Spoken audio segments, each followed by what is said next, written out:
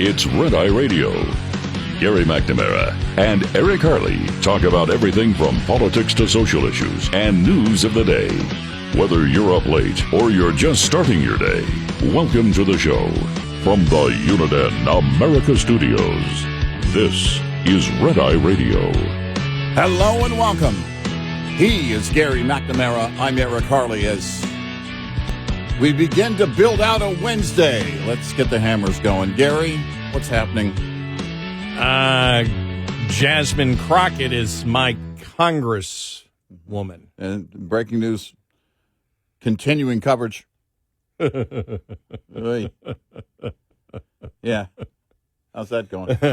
I saw Abbott's response. Mm-hmm. I knew Abbott when he was Attorney General.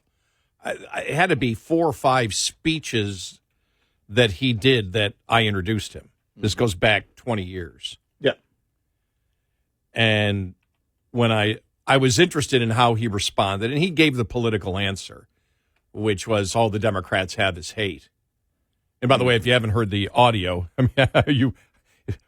again, yeah. People get busy, so they don't. No, so you're sometimes right. No, I assume that, okay, if we heard it and we've seen it 1,000 times today, so have you. But here is Representative Jasmine Crockett, the leader of the Democratic Party. Here we go. Because we in these hot-ass Texas streets, honey. Y'all know we got Governor Hot Wheels down there. Come on now. And the only thing hot about him is that he is a hot-ass mess, honey. So yes. If you didn't know it, because some people don't. They may not. Some people don't know it. Yeah. Governor Abbott is paralyzed from the waist down, is in a wheelchair. He was, you talk about a freak accident. He was walking down the street and a tree fell on him. Yeah. Like in 1984. Yeah, went out for a jog. Yeah. He was jogging out. Yeah, and a massive oak tree fell on him. And he's been a paraplegic since. He was 26 then. The one thing that everybody brings up is how what she is doing is pure performative art. Yeah, no, I've said that from the beginning. She's only trying to raise her own profile. Well, this is about her. Not only that, but the gangster kind of talk and accent that she has. Yeah. Here's how she used to talk, just so people know. Absolutely. First of all, it's good to see you in the new year. You know, no one could have told me that when I went down to Austin, now it looks like a little bit over a year ago, that I would be running for Congress. But just to give you an example of what she was and what she became. It's all performative art. And I saw that, when Abbott's response to it, but knowing Abbott as I do from a long time ago, somebody said, and I saw somebody on social media said, hey, I know Abbott. I wouldn't be surprised if he put Hot Wheels decals on his wheelchair and went around in it because he's got a great sense of humor. Yeah. And I just, when I thought about it, I said, he looked at this and went, wow. He didn't, I can guarantee he didn't take it, he didn't take it where he was hurt. I mean, no, he's a lot tougher than that. Yeah, he's a lot tougher than that. And I'm guessing his thought process was, oh my God, I can't believe she's that stupid to say that, because she has been crowned along with AOC and Bernie and Jasmine Crockett. And for this week, we added Rosie O'Donnell because she got a bunch of exposure. Maybe I should use a different word. She got a bunch of publicity. Yeah, we don't want to say Rosie O'Donnell exposed herself. Right. Because that doesn't sound right. Yeah. That doesn't sound right in so many ways. By the way, she needs to cry. She just needs to cry because she looks like she's on the verge of crying all the time, Rosie O'Donnell. She just looks like she's about to break down crying. Have a good cry. Get it over with. Right. Get it behind you. I'm being absolutely serious. I'm not mocking. Get it over with. Quit your crying or move to Ireland. Oh, wait. She's already done that. I mean, I at first thought when I saw that, I said, this has to be AI. She could not be this stupid. And I went, wait a minute. Yeah, she could. No, she thinks she's doing dance and stand-up. Well, this is what she thinks she's there to do. Well, when you change your accent, when you change the way you talk, and everybody knows that you did it, but you continue to do it, it shows you that even in the state of Texas, that she lives in a liberal bubble where she has no idea how she is perceived. Right. She thinks she's winning. Now, she came out, and it was funny. Did you see her apology? It wasn't an apology. It wasn't an apology, no. Yeah, she said, well, that's not what I meant. They took it out of context. Sorry. Yeah. You can't say that in the state of Texas. Right. You know, when she said that, I went, that's as believable as the New York Times after their editorial went after Sarah Palin for the whole Target thing. And we just said, well, they knew what they were doing. Yeah. And then they, backed up. Well, that's not what it's what you meant. Right. And, but Jasmine Crockett, it's exactly what she meant. She lives she's there. She knows it's a friendly audience. Now you can see people laugh, but it wasn't a huge laugh. No. It sounded like one of those awkward, I'm cringing because that line was very cringe and out of place laughs. It sounded like a collection of nervous laughters. Like, oh, she's going to pay for that. As I saw somebody write, thank God for Jasmine. It was somebody on the right. Yeah. Thank God for Jasmine Crockett. Yeah. Now, Boebert and MTG, the things they say are mild. Yeah. Well, like, oh my God. Now, what you do in front of Beetlejuice is between you and Beetlejuice, quite frankly, when it comes to Boebert. It's don't do that in front of Beetlejuice. What are you doing? That's the movie they were, or the movie. It was a live play, I think. It was a Beetlejuice thing. When she was necking. I'm not sure if the neck was involved, actually. I think the neck is innocent here. Why bring the neck into it? Nobody's used that term. Yeah. Since we went to the submarine races in 1972. Well, it was more groping. It's Schwarzenegger style groping. You go full in, but groping. I'm sorry about that. But it was, she's just, AOC must be getting ticked off. I got to say something stupid. Maybe that's why AOC, when she did the video last week, was, well, hi, everybody. She didn't have anything stupid to say? I have no idea why I decided to go on a video. Hi, how are you all doing? Not sure. I'm trying to figure out why I went on this video and decided to do this video, but it's like, wow. Anyways. I have to do that because Jasmine Crockett is getting all the press out there. Wow. And now Republicans are saying she needs to be censured for it, which they'll probably do it. Yeah. No, I think they are. I think they'll do it. They should. But other than that, nothing really happened yesterday, huh? Yeah. That was pretty much the only thing that happened. Yeah. All right. Look, things that have happened this week. Looking at, because we're right at this is another hour, 2.5 hours. It'll be halfway through the week. Yeah, and we're pretty much almost done with March, really. And the interesting things this week, things that I thought were interesting. I did not see the whole speech the other day when it came to, was it Hyundai?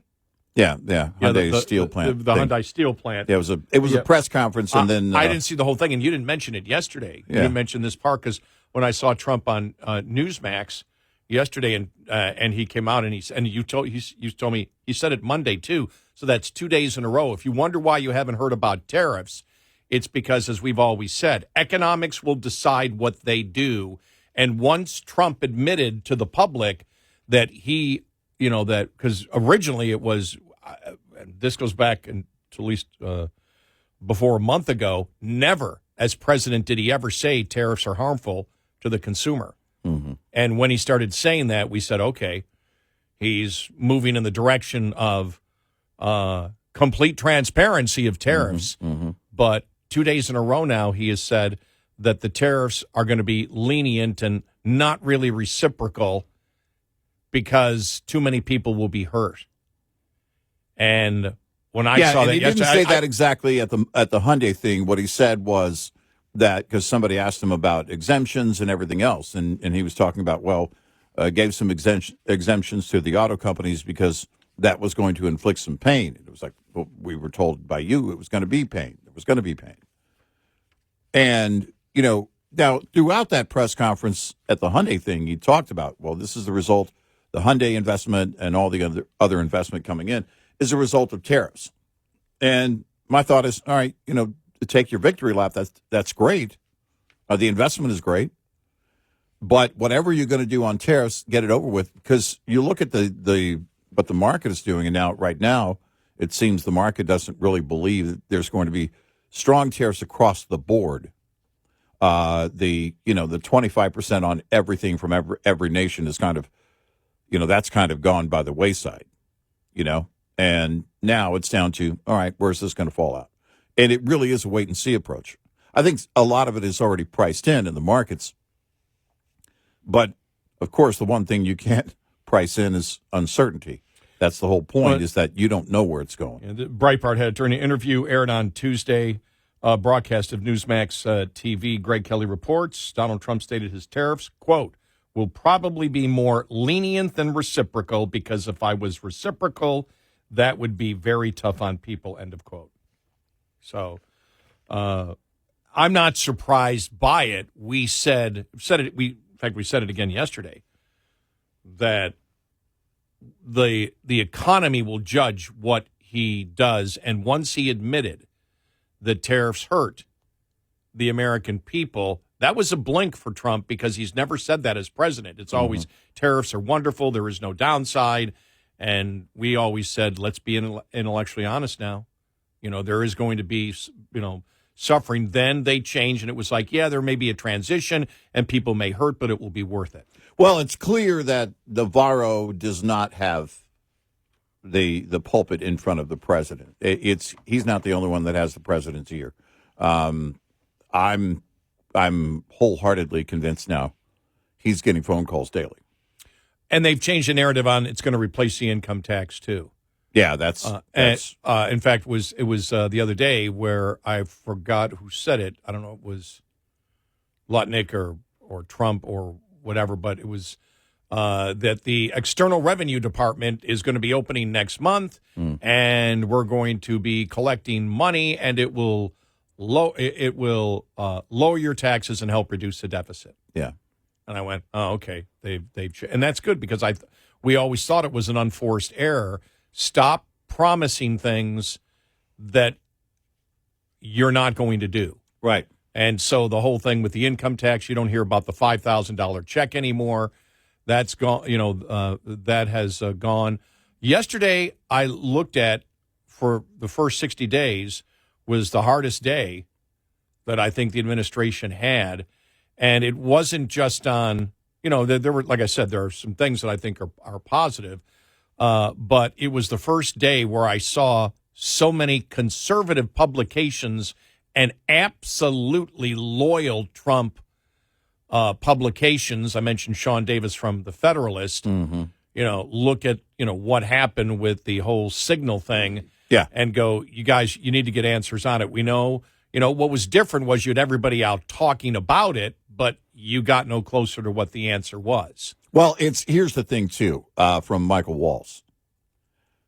I don't believe for a second that you don't already know how that person's information got into your phone I don't believe this whole idea, this what they were saying yesterday. We're looking into it. We're going to look into it.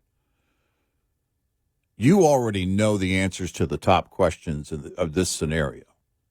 I know you know that. Don't lie to the American people. Because if you look at it, the president was right. No real damage was done. No, there wasn't. No. And what's his name from the Atlantic?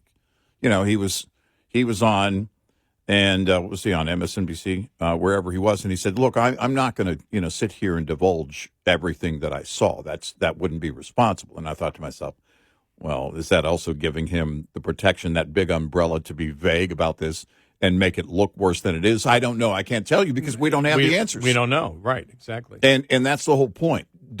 From the administration, I don't expect them to release a thread of everything that was released. But don't tell me you don't already know the answers or how this happened. Well, the thing is, you've got now who's telling the truth. Right. Which is why the administration said, yeah, we made a mistake. Mm-hmm. And Trump came out immediately, first thing in the morning. We made a mistake was made here, but there was no damage, which I give credit for, but then attack the Atlantic. And again, I have no problem attacking the Atlantic. We've attacked them on a consistent basis for, over the years. And so I have no problem with that. But it still held the question. Goldberg is saying there was a CIA covert agent that was exposed. Yeah. And then you've got Tulsi Gabbard, Ratcliffe, they're all under oath saying there was no classified information released.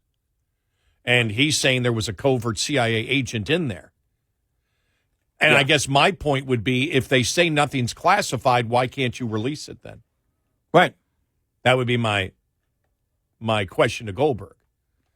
Yeah. If they say there's no problem, they've probably pulled, if there was, they pulled that CIA agent out, if he's correct, if it was a covert agent.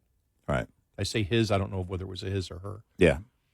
But we'll continue coming up. 866-90-RED-I. This report is brought to you by Shell Rotella. With advanced synthetic technology, is designed to help keep your rig running with more mileage and less maintenance. It's not always easy to spring back from the harsh days of winter to warmer months ahead. From de-icing chemicals to hidden debris underneath snow and ice, winter conditions can do serious damage to your truck. Here's a must-do maintenance check to help you minimize downtime and stay rolling. Inspect your brake hoses, linings, and slack adjusters for any wear and tear. Listen for any air leaks that may have resulted from moisture freezing up in the system. Check slack adjusters for proper stroke and lubrication. And check your brake linings or pads to ensure proper thickness. Lines open for your calls. 866-90-RED-I on Red Eye Radio.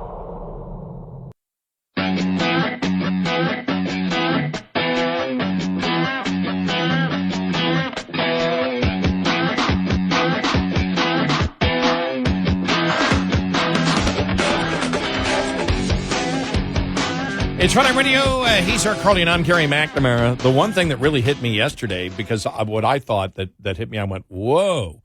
And the New York Post, the conservative New York Post editorial page just blasted Tulsi Gabbard. And here's it is. Iran is going after nukes, Tulsi Gabbard, no matter how many times our spies say otherwise. She testified yesterday. She said, while Iran's enriched uranium stockpile has hit unprecedented levels for a state lacking nuclear weapons, the U.S. intel community overall continues to assess that Iran is not building a nuclear weapon and that the supreme leader has not authorized a nuclear weapons program he suspended in 2003. Huh? Is a response from the New York Times the New York Post. Heck, even President Barack Obama, the best friend Iran ever had, premised his disastrous 2016 deal with the mullahs based on the idea that they wanted nukes. That was horrible yesterday. Nobody bought it on the conservative side. Yeah.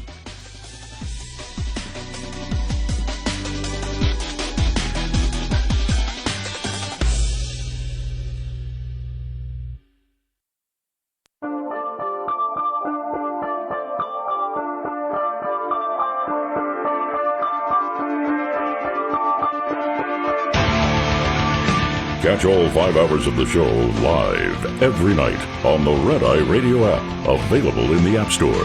Red Eye Radio. And he is Eric Harley, and I'm Gary McNamara.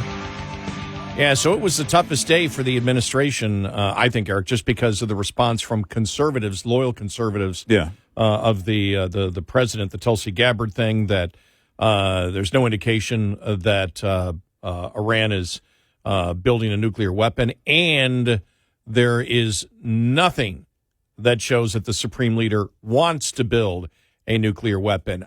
Nobody bought that. Nobody. It was like, what the hell is she talking about? This is years in the making. Yeah. Don't tell us a little over 2 months into this administration that there's no intel showing that. And she said since 2003. Yeah, or 2004. Right. Nobody buys it. No. And that amazed me when I heard that yesterday. I looked at that and said, well, that's actually the signal thing is going to blow over. But, I mean, there's still problems with it because the president came out. I mean, this is fascinating. The right hand didn't know what the left hand was doing because the president came out and said, no, we know what it was. It was a mistake, and we know the staffer that did it. Mm-hmm. And then Walsh is out there all day saying we don't know how it happened. Well, the president just said he knows how it happened. Right. And who the staffer is. Right. And you're saying, I don't know how this happened. He's the one that put the name in. I don't know how this happened. I don't know how any of this. You can't do that. New York Post again. Team Trump will pay a price for whistling past the Signal Group chat fiasco. Mm-hmm. President Donald Trump is standing up for National Security Advisor Mike Waltz after he, or maybe his staff, mistakenly added Atlantic editor Jeffrey Goldberg to a group chat on Signal, into which Defense Secretary Pete Hegseth later dropped sensitive details of the anti-Houthi bombing campaign. The stunning security breach had no impact at all, the president announced Tuesday morning, and Mike Waltz has learned his lesson. That's a quote from the president. And then they go, what lesson was that? It said, let me see. I'm just trying to skip over here. The White House and Waltz especially handed the left a loaded bazooka. Now, of all times, as the administration faces major fights on everything from the border to campus Jew hate to the economy, we can't have this. We get it. Trump went through too many national security advisors in his first term. He still has the team he wants, and a shakeup would bring its own costs right now. But you can only play the diminish, deny, and delay game so many times before that becomes your new brand. Look, Trump was elected in good part because Americans were sick to death of the last administration's endless cavalcade of lame, easily disproved lies. Joe Biden is sharp as a tack. The border is secure. Inflation is transitory. The U.S. exit from Afghanistan was a huge success. Yes, we get that stepping up to own failures is hard, but it just got that much harder for Americans to trust the administration on national security issues going forward. That's, again, from the New York Post. Look, I think the president, when he came out and said, look, we know who did it, was a staff or whatever. Yeah. If that would have ended there, we know who it is. We can't. That's where I thought it was going to end. We can't go into it. And then Waltz is out there all day saying, we don't know how this happened, and we're investigating it. We're looking at it. Well, Trump just said what happened. You sound, and even, I mean, that throws it over. The president, the fact that you're not aware what the president is saying here, too. You know what I mean? Mm-hmm. You don't clearly have the talking points on this. That's another massive disconnect in my mind. But even if the president hadn't said that, don't look at people, especially the people who voted for this president, and say you don't know how it happened, because you're looking more stupider. This is a bungled mess in terms of how it happened. We can move on from this, but if you keep saying stupid things like, we don't know how it happened, when we all know by now, you know exactly how it happened. Well, we know Trump does. Yes. Because he said it. Right. which means he does. Yeah. Nobody buys it. So now you're lying. That's very Biden-esque, because there it is. Waltz. President Donald Trump revealed Tuesday that a National Security Council staffer and aide to National Security Advisor Mike Waltz added the Atlantic editor-in-chief Jeffrey Goldberg to the Signal Group chat on military strikes alongside the Houthis. Trump told NBC News it was one of Michael's people on the phone. A staffer had his number on there. The president did not reveal the name of the staffer. Right. But they would know it if they knew the staff. If they know it's a staffer, they know who did it. Right. And then Waltz out there all day saying, I don't know, but we're going to get to the bottom of it. Trump said you got to the bottom of it in the morning. Right.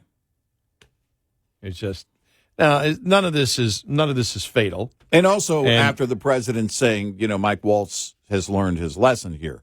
And then he's out there all day. I don't think he has. I know. When he's claiming he can't tell us how it happened, then how has he learned a lesson? I mean, this looks bad on the president, and that's the problem. I didn't vote for Mike Waltz. It's a massive problem, and if he's not competent, let's make the change now. From all that we know, it didn't compromise the mission. Thank God. It cannot happen again. And then, I was reading here, Mark Penn, who was former Clinton lawyer. You think that Jeffrey Goldberg got added to a high-level national security conversation by chance?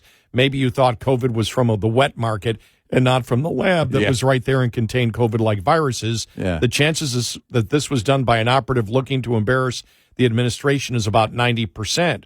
Well, Mark Penn's writing this 4 hours ago. Trump, probably about 12 hours before that, said, we know who did it. Yeah. And it's like nobody's paying attention to what the president's saying. Mike Waltz, the media, it's like he said they know who it is. Right. Because the chance that someone added him because they were looking for another Jeffrey is about 10%.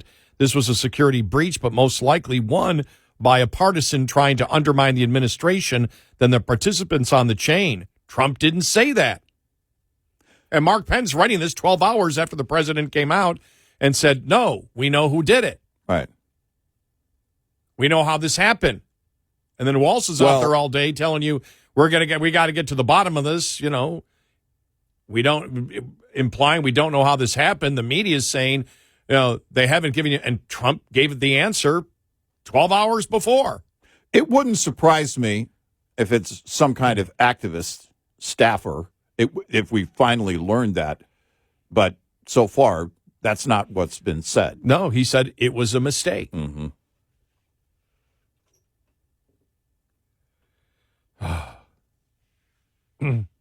Well, and there's another thing.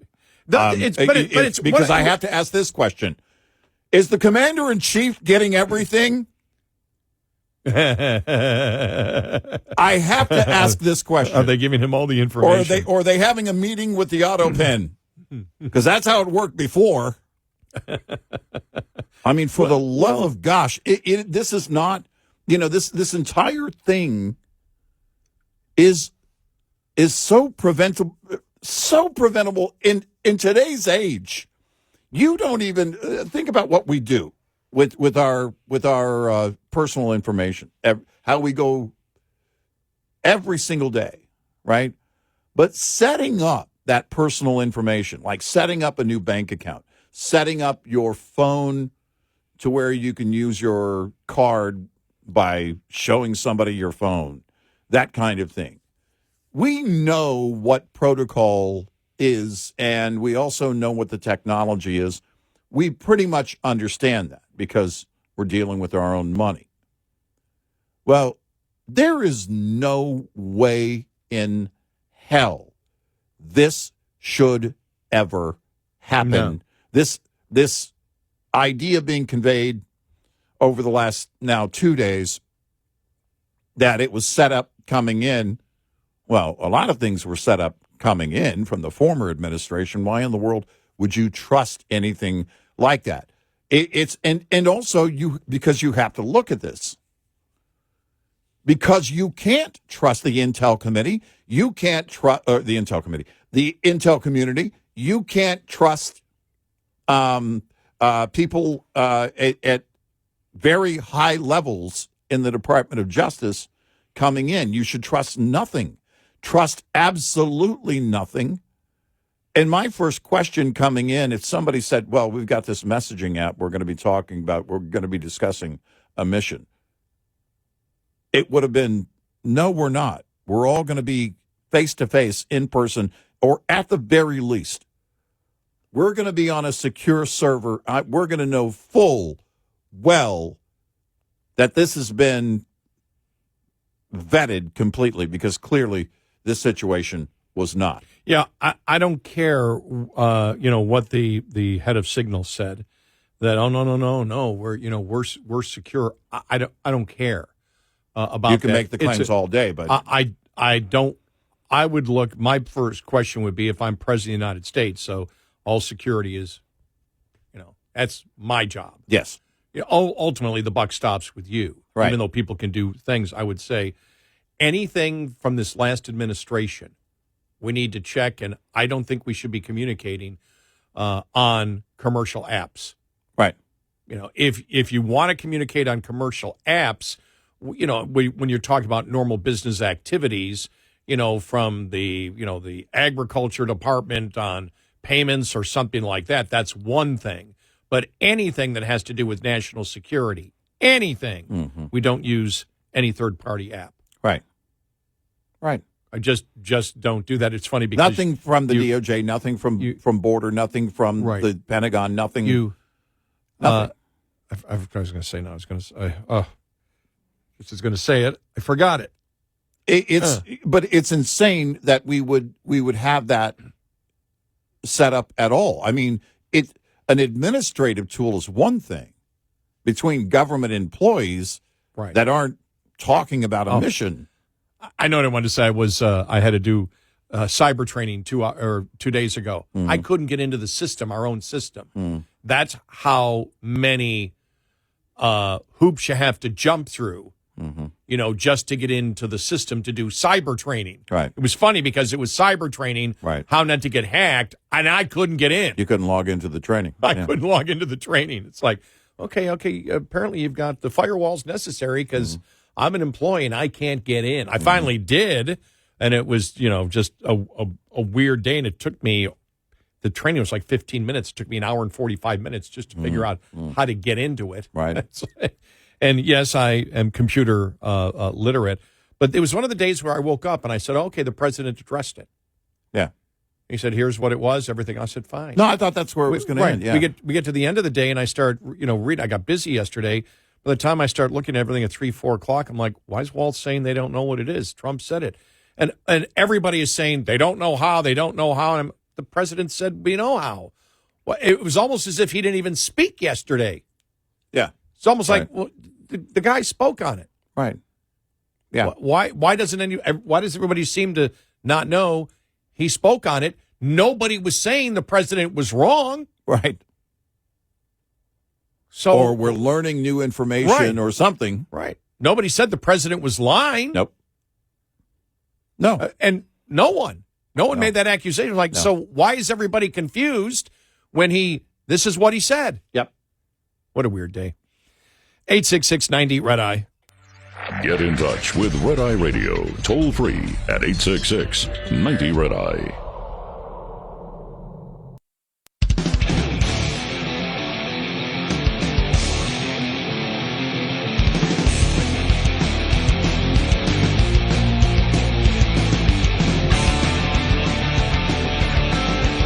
It's Red Eye Radio. He's our crony, and I'm Gary McNamara. More on Jasmine Crockett, my congresswoman. Democrat admits we have no plans. We know that. It's something that we've talked about for the longest time. It's Representative Kaptur. Democrats don't have a plan for economic progress. I think we sort of know that. And interesting op-ed piece that I read yesterday from a conservative, and you're starting to hear it now. We've talked about it. Is Congress going to do anything? all these executive orders and everything else mean nothing. They can be changed immediately. Are we going to get the reconciliation? Right. Are we going to extend the tax cuts? As we saw yesterday, Trump already has backed off at least what he's saying. And as we've always said, when it comes to economic things, especially economic things with him, we wait to see what he does, because we went through the whole NAFTA thing, and USMCA is roughly 98% what NAFTA was. So there really wasn't great changes to that. So was USMCA more protectionist? Maybe a tiny bit, but really insignificant. So when he backed off on the reciprocal tariffs twice now in the last 2 days, yesterday on Newsmax, they want the pro-growth stuff now. Well, they need to do it.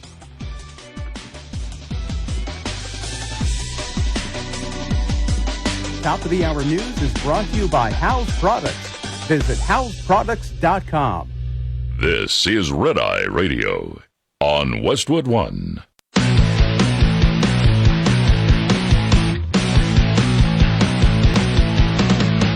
Now, it's Red Eye Radio. Gary McNamara and Eric Harley talk about everything from politics to social issues and news of the day. Whether you're up late or you're just starting your day, welcome to the show. From the Uniden America Studios, this is Red Eye Radio. It's we. We are not it's. Red Eye Radio pronouns. We, Eric Harley, Gary McNamara. My pronouns are hey and you. And it's accurate. Yeah. We. Yeah, we. Yes, both of us. Right. Couple of things here. Donald Trump's expressed support on Tuesday for a rescission package that would codify some of the cuts that have been recommended by DOGE. It would be great, he said. I think we could do that, Trump said Tuesday in the cabinet room in response to a question from National Review about the matter during a gaggle with the White House press pool. The president's interest in a DOGE-related rescissions package is a boon to the GOP senators who have spent recent weeks asking him to help them enact some of the cuts through congressional action as Democrats continue to protest the initiative's cost-cutting efforts. The White House has yet to send lawmakers a formal rescissions request with proposed spending cuts, and the administration has argued that the executive branch has the authority to rescind the funds that have already been approved by Congress. As some GOP members continue to push the proposal, they are mindful that Republicans tried unsuccessfully to enact spending cuts during Trump's first term. Congress can pass a rescissions package with a simple majority vote in both chambers, which would allow congressional Republicans to circumvent the Senate's 60-vote threshold for passing legislation. It would be a big mistake if we don't, Senate Budget Chair Lindsey Graham told reporters of a DOGE-related rescissions package. It's the one way to make DOGE cuts real. Also, in response to National Review's question on Tuesday about codifying DOGE cuts, the president said he has tentative plans to sign an executive order soon to crack down on cities that do not comply with Immigration Customs Enforcement's efforts to arrest and deport illegal immigrants. Look, it's still a murmur, but it's out there from Republicans saying, okay, it's all great, the executive orders and everything else, but got to move this stuff through Congress. Yeah. You actually have to start cutting here. Right. When are we actually going to punish people who are breaking the laws? The talk is out there, and the talk is fine, and we realize it takes time for these things to happen. And if you look at the polling out there, the polling shows that the public is willing to give the president and the Republicans time to do the things that they need to do. But you can hear the murmuring getting louder and louder, not from independents, not from Democrats, but the murmur is getting louder from conservatives. Hugh Hewitt had this piece on Fox News yesterday. He said it's time for the president to summon the leaders of his party in Congress to the Teddy Roosevelt room in the West Wing, along with a half dozen senior legislators on the relevant committees and get the budget and reconciliation package done. This task isn't remotely as hard as hammering out even moderately complicated multi-use land development projects. And the two top Republicans are very smart, Mike Johnson and Majority Leader Thune. Trump can push this along. And then he writes, I've long been an agnostic on the one big beautiful bill versus two or even three at-bats at the legislative plate for a set of laws.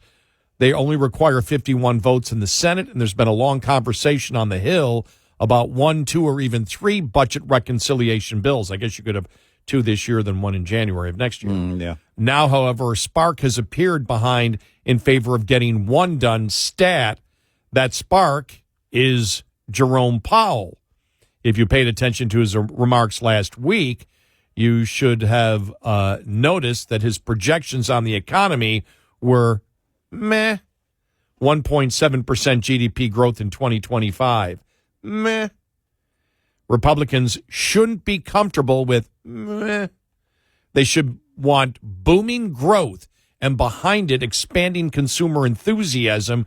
We should want to see animal spirits bounding about. Yeah, well.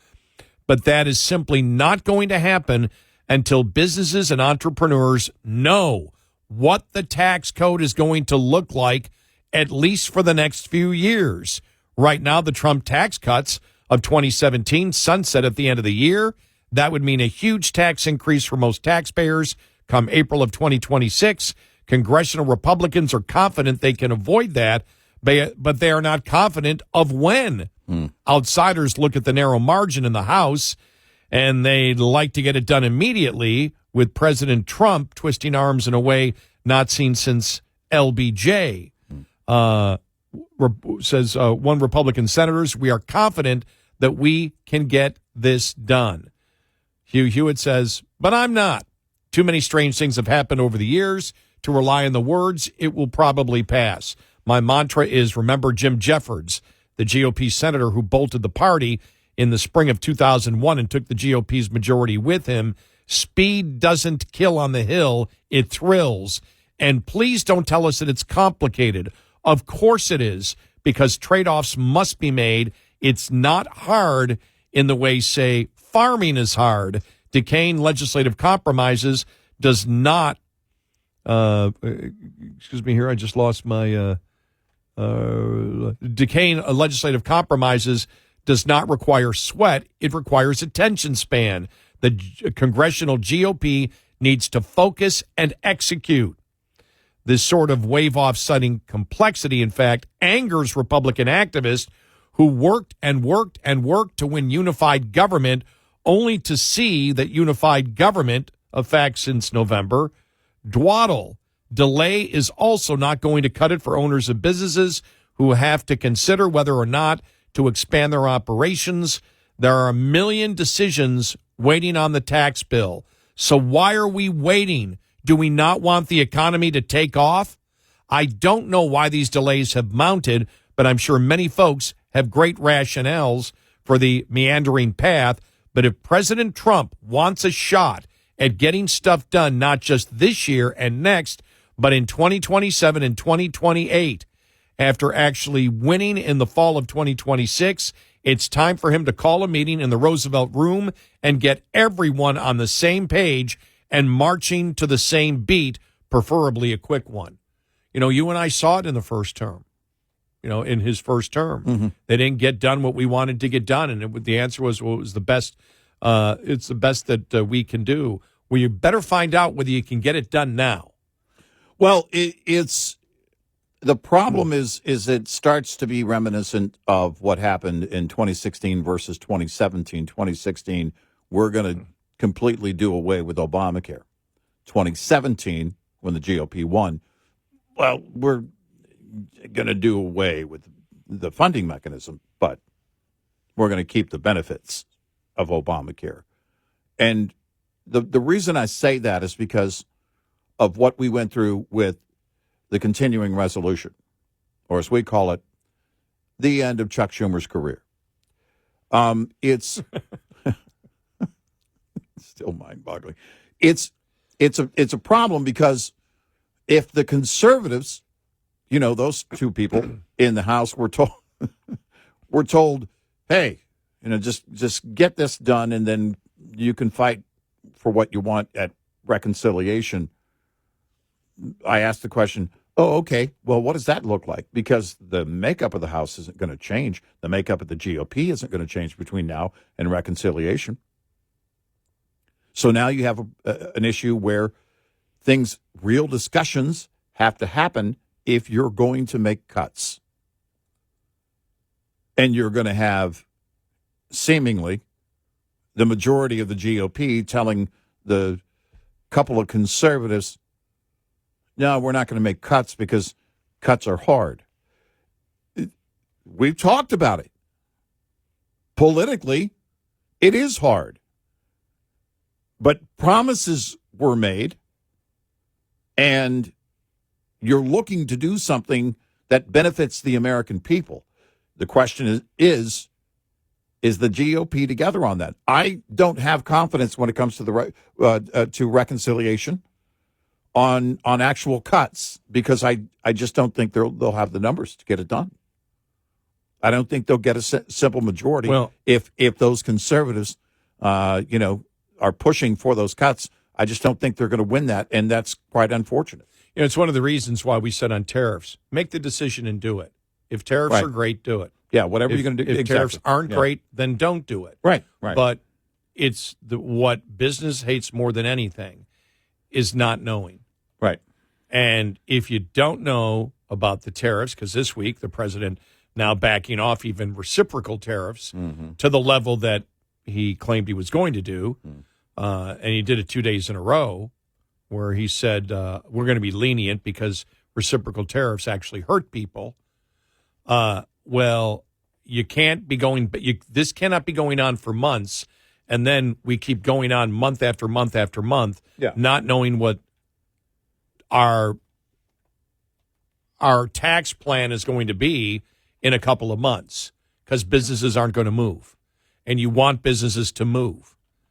And so it's the indecision, or every day almost you and I look at each other and go, you hear anything from Congress? Anything, a movement on the reconciliation bill? Anything?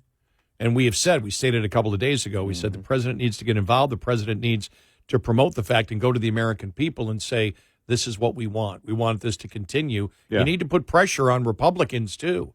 You're not going to get Democrats, so you need to put pressure on Republicans and go to the people and say, this is something that we have to get passed and have to get it done now. So we'll see what happens, but it's the nervousness now that, again, you're going to get it, and we're only 2 months into it, and nothing at all is fatal at the moment at all, but it's just you've got the murmuring from conservatives and Republicans saying, are we actually going to accomplish something besides saying things and executive orders that can be reversed? Is Congress going to pass anything? Are the Republicans going to do anything? I was reading something that said, I forgot who wrote it yesterday, saying if they don't do something now, basically the argument was, I forgot where I read it, said DOGE right now is just all symbolism. But if you're going to do it, it's important symbolism, but if you're going to do it, do it. Yeah, right. Just don't say it. Well, that's it. Do it. That's it. And look, this is the president's agenda. I don't give this, sorry, GOP, I don't give this to you. This is Trump's agenda. And I know, well, that's his party. Well, the point is that he sets the tone on the agenda. And then beyond that, he's also set the pace. And it's a pretty good pace. At 78, he's crushing it. We're just over 2 months in, and a lot has been accomplished. So this is, I think, part of the reason for this, because you've got only 4 years. And guess what? You might not have 4. No, you've got another year. And that's it. Don't assume you're going to win the midterm. And that's one thing that he talked about. I didn't read the first part of the article, was looking at history about getting, winning the House. We could still win the House. He's saying we can't be so, but history, the majority of history shows you'll probably lose the House. And if you lose the House, they're going to go right back into impeachment mode. They're going to keep impeaching over and over again and bring up everything over and over again. They'll have committee after committee. And the only way that you're going to win, because the one thing, as we said, immigration's now done. Yeah. Not that you stop with it, but in the public's mind, they went, wow, Trump solved that immediately. What's next? Oh, yeah, inflation, the economy. We need to get the economy moving. Because that's the one thing that will win you the House in 2026, and you need the House to accomplish what you want to accomplish over the next 3 years. Speaker Johnson was at the Hyundai presser the other day, and he talked about, going back to the districts, and people are excited about what's going on and everything else, and we're confident about the midterm. He kind of mentioned that in passing, and I thought, whoa, hold on a second.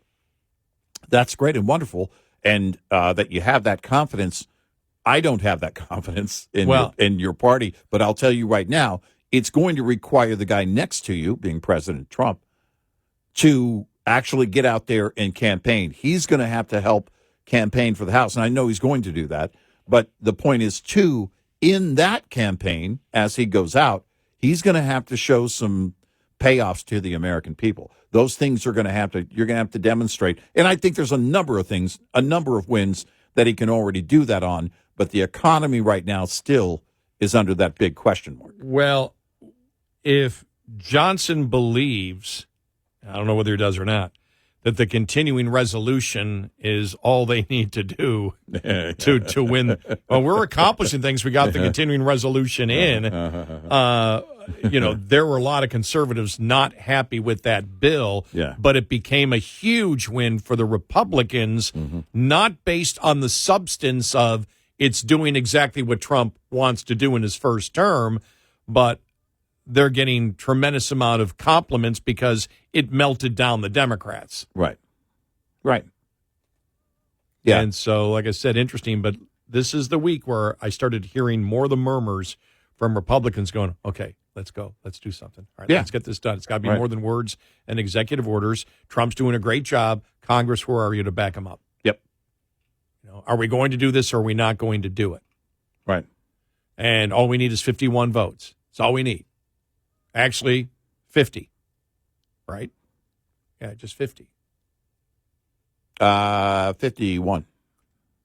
Well, no, you need 50 because J.D. Vance would then be the 51st vote. Yeah, right. In terms you need 51, in the actual Senate. Right. Yeah. And the count has to be 51. So it's like, let's get her done. What are we waiting for? It's make it happen. And so nothing again. I don't know what it looks like in the House. I think the Senate. I don't know what will happen in the Senate, but my bigger lack of confidence is over in the House. But I got the murmur of warnings that, hey, we're getting antsy, get something done. Yeah. 866-90-RED-EYE. Brought to you by FPPF, Fuel Power Max. When freight markets threw their small fleet a curveball in 2024, Alpha Drivers Transportation's Alec Kostouris and his team got creative to add value. How do we operate the trucks, capturing and leveraging our strengths in light of those markets? So, for example, somebody who's living off the load board is probably dying on the vine. We decided that we would be better off. First, it was with Joel and Travis running together, and now it's Travis and his brother Connor running together as a team. So we are able to provide a high level of service, get some premium to what I call the base rate in that regard. Another strategy has been we brought one of the trucks out to Colorado where we work with a dedicated customer. So it's more of quality of service than quantity of service. Find plenty more advice from Overdrive Magazine's Truckers of the Month and Trucker of the Year winners at overdriveonline.com/PIB. Brought to you by Shell Rotella. With advanced synthetic technology is designed to help keep your rig running with more mileage and less maintenance. We'll be right back with more Red Eye Radio with Eric Harley and Gary McNamara.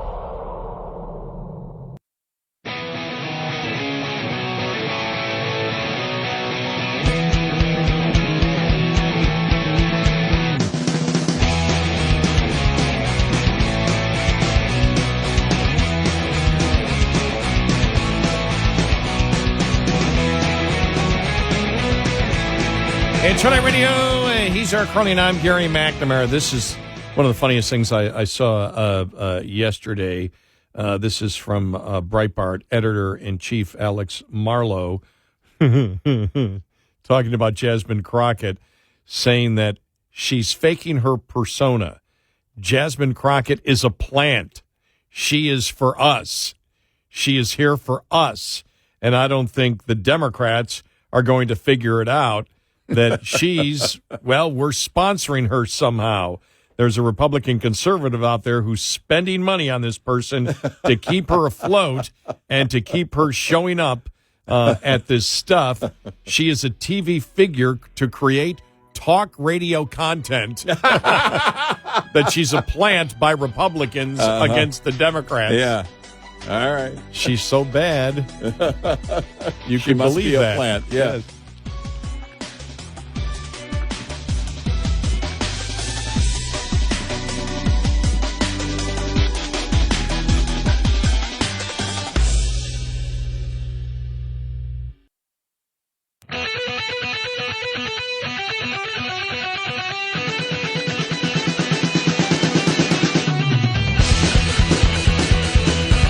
Catch all 5 hours of the show live every night on the Red Eye Radio app. Available in the App Store. Red Eye Radio. And he is Eric Harley, and I'm Gary McNamara. Welcome and good morning. Thanks so much for being here. There's the headline. Trump signs executive order requiring proof of citizenship in federal elections. It's an honor to sign this one. Trump on Tuesday signed an executive order requiring people to provide proof of American citizenship when they register to vote and demanded that all ballots be reviewed by Election Day. The order requires government-issued proof of U.S. citizenship on its voter registration forms, directs the Attorney General to enter into information-sharing agreements with state election officials to identify cases of election fraud or other election law violations and conditions federal election-related funds on states complying with federal election integrity measures. So what they're saying is, if you're not going to have voter ID for federal elections, you lose your money. Yep. This is going to be interesting because he's not saying state elections or local elections. No. Federal elections. Federal elections. Which means, we all know that they're combined most of the time. Yeah. Right, yeah. Because there are other steps we'll take in the coming weeks. He said just before signing the order, we think we'll be able to end up getting fair elections. It's an honor to sign this one. The U.S. has failed to enforce basic and necessary election protections. Then, the story from Fox, election experts immediately criticized the move. Well, what do you mean? Some election. Right. Not all election. Yeah, right. And Fox, election experts immediately, no, you should have said liberal. Yeah, right. Election. Which is a given. No ID proponents immediately criticized the move. The executive order would block tens of millions of American citizens from voting, said the Brennan Center for Justice at New York University, wrote on X. Presidents have no authority to do this. This order, like the SAVE Act now before Congress, would hurt voters and suppress the vote. So, we know what the polls say. The polls say that it's roughly 75 to 80% of people that believe in voter ID. And It's almost the exact same whether you're a man, woman, black, white, it doesn't matter. Well, one Democrat, Senator Warnock, said at one point he doesn't even know anybody who's against voter ID. Yeah, exactly. Remember I wonder that if one? he's changed that. We'll monitor because will he comment on what Trump did there? I don't know where this is going to. I don't know where this is going to go because it was in Congress that did it. But again, this is another thing where Trump wants it to go to court. It's the first thing I thought. I thought, okay, no, here's another one that's, headed to court. It's clear. You do this so that there can be, I don't know, however many attorneys general from however many states take this to court. Let's go. So, of course, what we're seeing a lot now, and I love this, is conservative podcasters, influencers, going to different places, college campuses, on the street, and interviewing people about what they think. Yeah. And this is really fascinating because in this interview, he first talks to, and this was from End Wokeness, that website, first goes and talks to all white liberals about voter ID. Right. And then goes to Harlem and talks to blacks about it. Oh. So here we go. So the first one will be interviewing white liberals on voter ID. What opinion on voter ID laws? Yeah, they're usually pretty racist and they're bad. I think voter ID laws are a way to perpetuate racism. Would you go as far as say those laws are racist? For sure. Do you think it suppresses the African American vote? Definitely. Tell us how. Because they're less likely to have state IDs. Minority voters are less likely to have the kinds of IDs that have been described or required. These type of people don't live in areas with easy access to DMVs or other places where they can get identification. You can always get IDs you do over the internet. Does that also make it difficult for black people in particular? Yeah, you have to have access to the internet. You have to be able to pay an internet service provider for certain fees. Do you think that's harder for black people to go online? Well, I feel like they don't have the knowledge of how it works. A lot of people have smartphones, but you might not have data. For most of the communities, they don't really know what is out there just because they're not aware or they're not informed. I also think there's a repression of black voting with how if you're a convicted felon, you're not allowed to vote and everything. And when you look at swing states like Florida, that's a huge population of the African Americans. Now I'm here in East Harlem to ask black people their thoughts on what you just heard. Do you have ID normally? Do you carry ID around? Yes, I have state ID. Do you carry ID? Yes, I do. Do you know any black person who doesn't carry ID? No. Everyone that I know has an ID. Why would they think we don't have ID? That's a lie. Why would they say that? Do you have ID? Yes. Because I have my ID and my friends have their ID, so we know what we need to carry around. Everybody that I know have ID. That's one of the things you need to walk around with New York with, ID. Do you know any black adult who does not have ID? No, I don't. Is it a weird thing to even say that? Yes, it is. What is this, some type of trick candy cameras? I know, right? That's the only thing I brought with me. Those are legit IDs. I heard a lot also that black people can't figure out how to get to the DMV. Really? What does that say to you? I know it's that. It's on 25th Street. Do you know where the DMV is around you? It's on 125th Street and 3rd Avenue, I believe. You know how to get there? Yeah. Would you have a problem getting there if you had to get there? No. I know these sound like silly questions. You know how to get to the DMV? Of course. You know where it is? Yes. You can get there? Uh-huh. No problem. No problem. Just checking. Okay. And I also heard a lot that black people, especially poor black people, have no access to the internet, can't figure out how to use the internet. That's just stupidity, honestly. Everybody has access to the internet. Even a little kid can figure out how to work the internet. I had access to the internet for years. You know how to use it properly, Exactly. Right? I do it at work. So, of course, I know how to use it. My kids know how to use it. They all have iPads, iPods, whatever. Your phone has data? Mm-hmm. You can access the unlimited. Internet with unlimited data. Mm-hmm. I use my phone as a hotspot. What does that say to you for the people who have this perception of black people? They're pretty much ignorant. That's what my thought process on it. I just think that's ignorant. Ignorant. Ignorant. That's the word I hear very a lot. ignorant. Ignorant. Very, very ignorant. Does it sound racist for somebody to say that? I think it is a little racist because, you're putting people in a category and you have no idea what you're talking about. Maybe a little bit of racist in it, but like I said, I think it's more stupidity and ignorance. You're judging somebody, you're judging them because they black, saying that they don't got it. What people are they talking to? Who are these people talking to? Do you have a problem that if you go to vote and they say, "Can we please see your ID to make sure you are who you say you are"? Are you Love cool? showing my ID. You got no problem with that? Nope.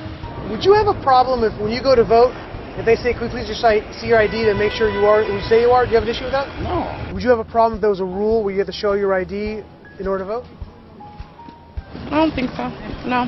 Would you have an issue if there was a rule saying you got to show your ID before you vote? Nah. Are you cool with that? Yeah. That's one of the. This could be the audio cut of the week and a contender for audio cut of the year. Although Jasmine Crockett might take that. She might have a sweep at those awards that we have at the end of the year every year. But it was listening to all these white kids just go off on first of all, voter ID requirement is racist, and then say all of these racist things. Well, they don't have the internet. No, they're not educated. They can't figure it out. It's something you and I have been witnessing for a long, long time. Identity politics this has been a big part of the indoctrination for the left. You heard these young white people at the beginning. You heard them, how they were, this is in their brain. This is how they think. And, with the recent passing of Mia Love, we talked about how for years, she wasn't one of the first, but in terms of being the first black Republican congresswoman, well, we knew she was going to be a target for the left. And, of course, they didn't disappoint in that regard, and they went after her. But keep in mind, it's not just the liberal activist media types that go after conservatives who happen to be black or Republicans who happen to be black. That it's part of the indoctrination of really racist thought when it comes to identity politics. It shows you where the actual racism really is. I like the one guy, he goes, I don't know about, it's a little bit racist, but really it's more stupidity. And I love that answer because, and I love the other guy. No, I can tell you exactly where it is. It's at the corner of so-and-so and so-and-so. You know how to get there, of course. This is the reality. I was looking at Harry Enton, and it's interesting when you look at the demographics. Every demographic in the last election moved to Trump except white women. Mm-hmm. Every single one. Yeah. And, you look at it and you're like, well, what do you do in this case? But because obviously, if you look at the polling's almost even. It doesn't matter whether you're white or black, man or woman. Mm-hmm. The majority of people believe it. But liberal women themselves, right? They're the ones that you can't move from the insane thoughts. And it's not a surprise about liberal women. It would be interesting to do research or study on them, because it is liberal women that promote the radical transgender movement with a passion that is unbelievable, the self-misogyny. You look and you go, this is incredible. Mm-hmm. It is liberal women that are doing the most damage to women's rights in this country. It's fascinating to watch. Yeah. At the same time, it's horrible because you're like, how are they so easily brainwashed? Right. Why are they so into the racism of identity politics? Yeah. But you can hear, I do believe it's racism. When you sit there and you say, blacks don't have the ability to get voter ID.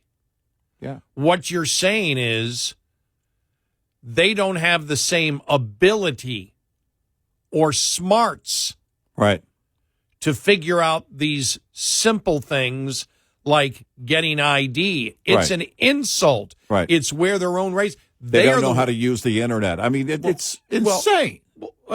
And it's where the identity politics come in. We're going to judge this group. Blacks are inferior when it comes to this. And we must do something because they can't do this for themselves. Right. That's the thought being conveyed here, which is, my gosh, you don't get more racist than I that. know. It's just really, it's insane. But identity politics is racism. When you judge people by groups and not individuals, that's how you get to be a racist. That's the core of it. Yep. That's the core of it. Because in order to indoctrinate, you must get them into hero mode. We're going to save them. Yeah. We're going to save them. We're going to save them. We're the hero of the victims. The hero. Yeah. Well, that's how you get to this point. This is how you indoctrinate people We're going to make a hero out of you. You, too, can be a hero. It's amazing. How do you not hear it as you're saying it? You're saying that out loud. Can you not hear that? But this is how they think. That's full indoctrination right there.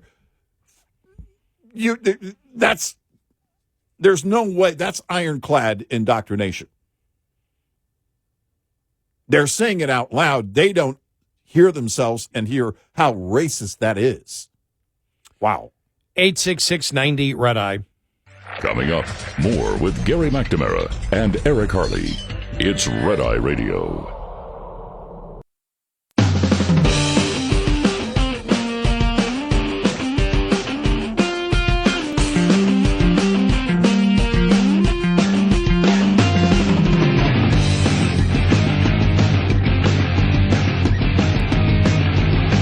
It's Red Eye Radio. He's Eric Harley, and I'm Gary McNamara. So yeah, of course, a judge is going to come out and try to do something with Trump putting this executive order out on voter ID for federal elections. Mm-hmm. And the problem with this is if you tried to get this, or you couldn't do this through reconciliation because it's not a spending bill, right? And so you'd need 60 in the Senate to do that. But I think they should take it up anyway. I think there should be a big stink about it. Take it to court, see what happens. Yeah. Let the American people know what your fight is on this, that you want to stop fraud, and you believe that voter ID for federal elections is imperative, and you just keep promoting it. And as you bring it eventually to a vote before the midterms. Yep. And you make it clear every single Republican voted against voter ID. Well, this is an 80-20 issue again. Right. The president's picked another 80-20 issue. Yep.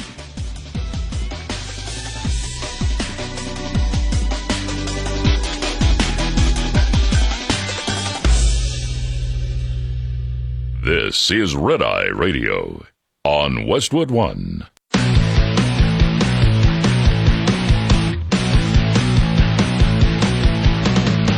Now, it's Red Eye Radio. Gary McNamara and Eric Harley talk about everything from politics to social issues and news of the day. Whether you're up late or you're just starting your day, welcome to the show. From the Uniden America Studios, this is Red Eye Radio. All across America, we are Red Eye Radio. I'm Gary McNamara. He's Eric Harley. Oh, my gosh. This was so funny yesterday. We've mentioned many times about the Wall Street Journal that their editorial page is much more conservative than their actual news product. Yeah, right. And there was a fight a couple of years ago, remember, on that? Yeah, there was. That the news division was saying, why isn't why is the editorial page not represented by the news? Right. Yeah. Basically the news reporters and the news that they put out. It'll be easy to figure out when they're no longer conservative. Yeah. But this one here, I burst out laughing when I read this. I saw this headline yesterday: the marijuana Laffer Curve. Oh my gosh! I first thought, are they talking about if you smoke weed, you laugh a lot? Laugher?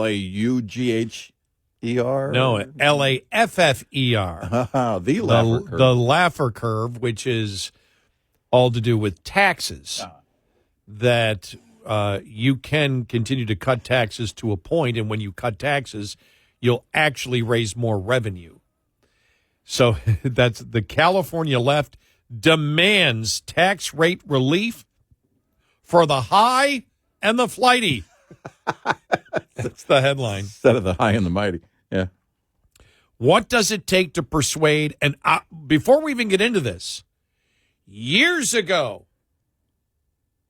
you were the one that came out and said, no, make pot legal, don't make it legal, and tax it like the politicians have said. Yeah. You're still not going to be able to compete. You're going to regulate it and you're going to tax it, where the whole goal, which was to get rid of the cartels and have, more commercial manufacturing that would make the product more safe, you're not going to accomplish those goals. Right. Because what does it take to persuade a progressive to cut tax rates? Well, that's it. It's, that whole, during the calling for legalization, it was this, hey, legalize it and tax it. Well, no, legalize it and be done. And now, as we knew was going to happen, the tax burdens become too great for those that want to get high. And so I love this. What does it take to persuade a progressive to cut tax rates? Answer, make sure the tax cut applies to weed. Yeah. We kid you not. As Democrats in Sacramento. That would be California for those that may not be. That may not be right now. That may be high. It's still part of California. In fact, an important part. It's the capital. It's the capital, dude. But the Democrats in Sacramento are discovering that high tax rates on hooch harm the legal version of their favorite recreational drug. Don't tax my hooch, man. Okay. All right. That's a T-shirt. Don't tax my hooch, man. Read my inhale. Don't tax weed. Make hooch affordable again.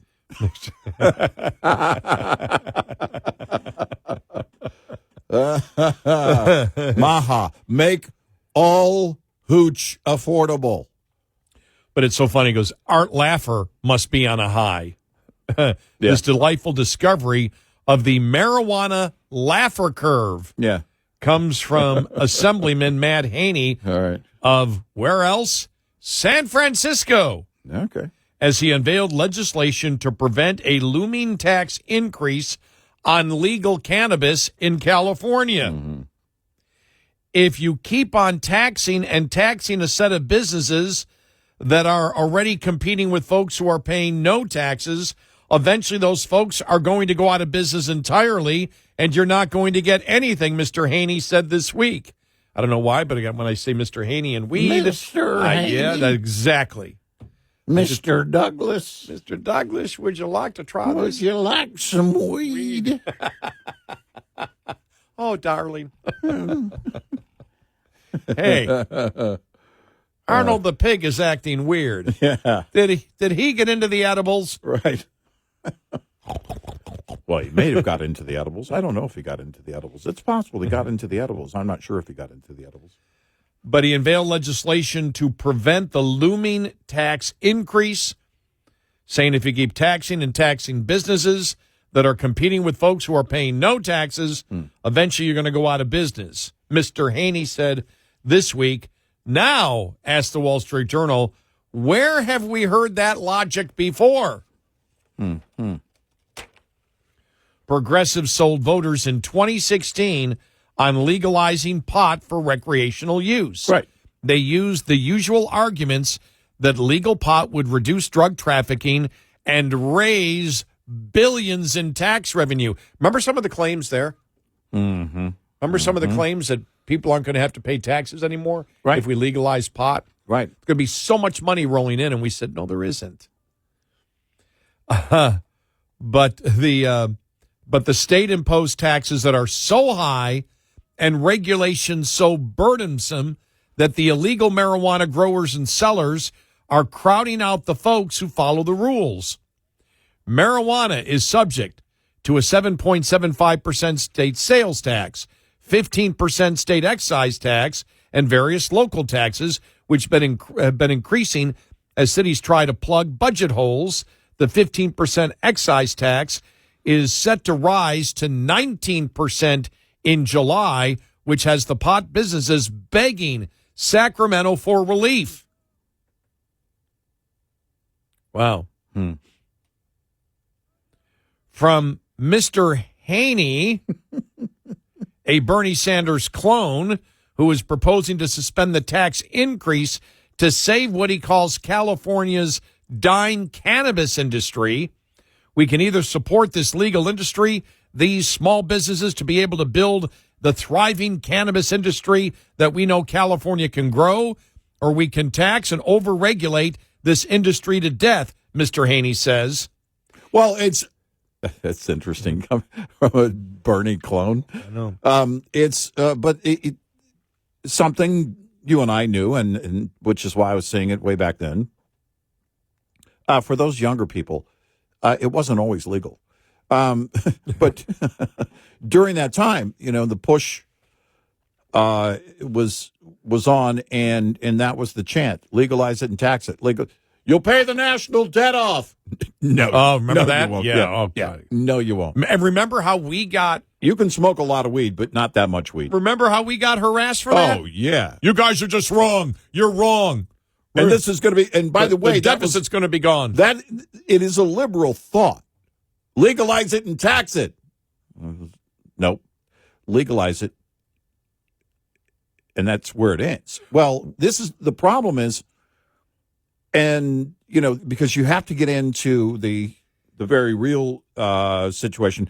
You probably saw the story I came across, I don't know, over the last week or so, probably last 3 or 4 or 5 days, where people trust buying from dispensaries, from legal businesses, and they say they trust that what they're buying is safe, really, was the brunt of the article. Not so much about whether it's effective. I think that question's already gone. That's already been answered, and everything else, because it clearly is, according to them. But because whether or of not it's repeat safe. business. Yeah, exactly. That's how you know. Right, exactly, when they come back. But the biggest concern would be, and I have police officers in my family.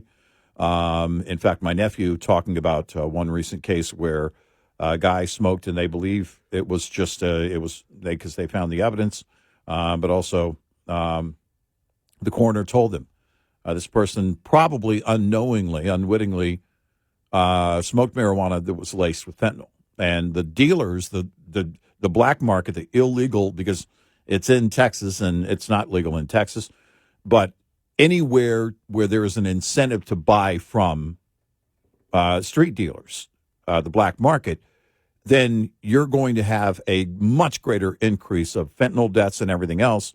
So if you're looking to get, again, the ears of I don't know how it happens in California if you're going to get enough of this. There's California rolling back taxes on anything. Yeah, show me that first. But if they're going to catch the ears nationally of anyone or in other states, if this is going to gain momentum, then that's something you're going to have to interject and use that. Because I think you could show statistics right now that there is a greater tendency of people, the higher the price, people are going to shop based on the price. And if they can get a cheaper deal on the street than they can at a legal business, then that's where they'll go quite often. Again, I don't have numbers in front of me, but if you're going to make this argument to roll these taxes back, you would have to include that. I still don't have confidence that any of the states or locales are going to roll their taxes back on this. And we're just shocked that Made in USA pot is not selling as well as they thought. Right. There it is, Made in USA. And maybe Trump will have a pot tariff. They had a Marlboro man back in the day. Do they have a weed man? I don't know if the cartels will pay a tariff. Yeah, they probably won't pay a tariff, I'm guessing. But what I love about this is it's like, he frets that California, Mr. Haney frets that California is being outpaced in cannabis sales by states like Michigan, which has demonstrated steady growth due to much lower taxes and fewer barriers to access the legal industry for both businesses and consumers. The results, he said, is plummeting sales and tax revenue. What's sad about this Laffer Curve epiphany is that Mr. Representative Haney thinks it only applies to pot in California. Right. He and his Sacramento friends keep piling taxes and regulation on every other business and industry, driving many out of the state. In 2023, Representative Haney co-sponsored legislation to establish a state wealth tax As a San Francisco supervisor in 2020, he crafted an overpaid executive tax that charged companies 0.1% surtax on their gross receipts in the city if their CEO earned more than 100 times the median San Francisco worker. San Franciscans voted to reduce the tax in November after it accelerated the exodus of jobs and businesses from the city.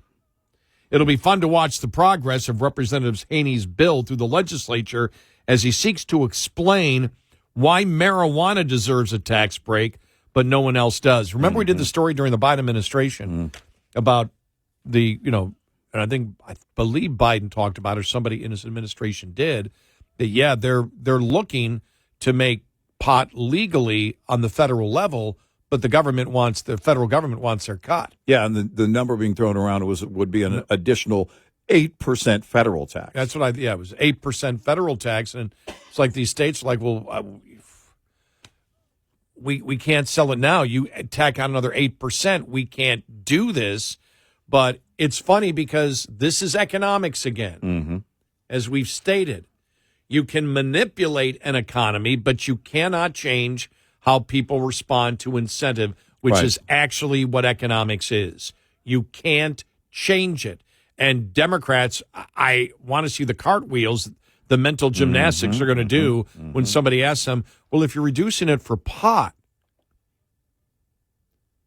then why won't you reduce it for other goods and services that we buy that are still under ridiculous taxes? Right.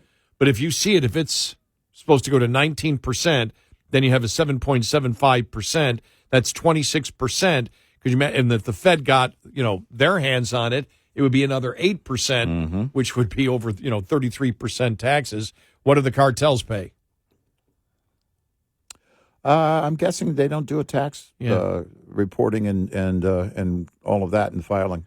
We on Red Eye Radio, absent any red eyes, advised all these states when they legalized marijuana that they were going about it the wrong way, and they would have to backtrack on it, and they would find themselves not being able to be competitive. And that doesn't go to the health problems, the driving problems, everything else that comes along with that. Right. Yeah. Yep. It's again, there are it's toothpaste that's already out of the tube. It's not going to happen. These entities see this revenue. They're not going to roll that back. Doesn't matter what the effect is. Doesn't matter, who can afford it and who can't. I would love to see the poll of how many people say, all right, I'm still willing to pay far more for it because I can trust the product. That would be a very substantial and reasonable, I guess, standing to be in. If you're one of these people that says, well, I would never trust anybody on the street, or I don't trust anybody on the street these days because of fentanyl, let's just say that, then, okay, that's fine, but how much more are you willing to pay? The businesses are going to go away. And I don't think local leaders really care about that until you get down to the last businesses that, and once that revenue is completely gone because there's no sales going on, which if it ever reaches that point, I just don't know, again, how you convince any lawmakers in California, enough lawmakers to roll this back. Well, as we said in the beginning when they were saying that this is all going to be, remember, it's all going to be small business. And we said, you can't compete against the cartels. No. If you really want legal marijuana to succeed, you're going to have to cut taxes on it, and you're going to have to allow major corporations to mass produce it. Right. In order to cut down the cost of production. Right. And so it was a fairy tale. We're going to have local growers and local businesses doing. Price is going to be too high. Yeah. Yeah. Just the reality of manufacturing anything. Forget that it's pot for a moment. Right. Just manufacturing anything. If you say we're going to limit it to small businesses only, and you're competing against an international illegal cartel that isn't taxed at all, right? You're not going to win. I mean, they're the Walmart in this case, collectively. Quite unfortunately. Well, except if you get in their way, the old guy at the door shoots you. Yeah. They don't have a greeter. Right. It's a very different kind of greeter. Right. No greeters. You need a cart? I got a cart for you. No greeters, just hitmen. Exactly. 866-90-RED-EYE. Lines open for your calls. 866-90-RED-EYE on Red Eye Radio.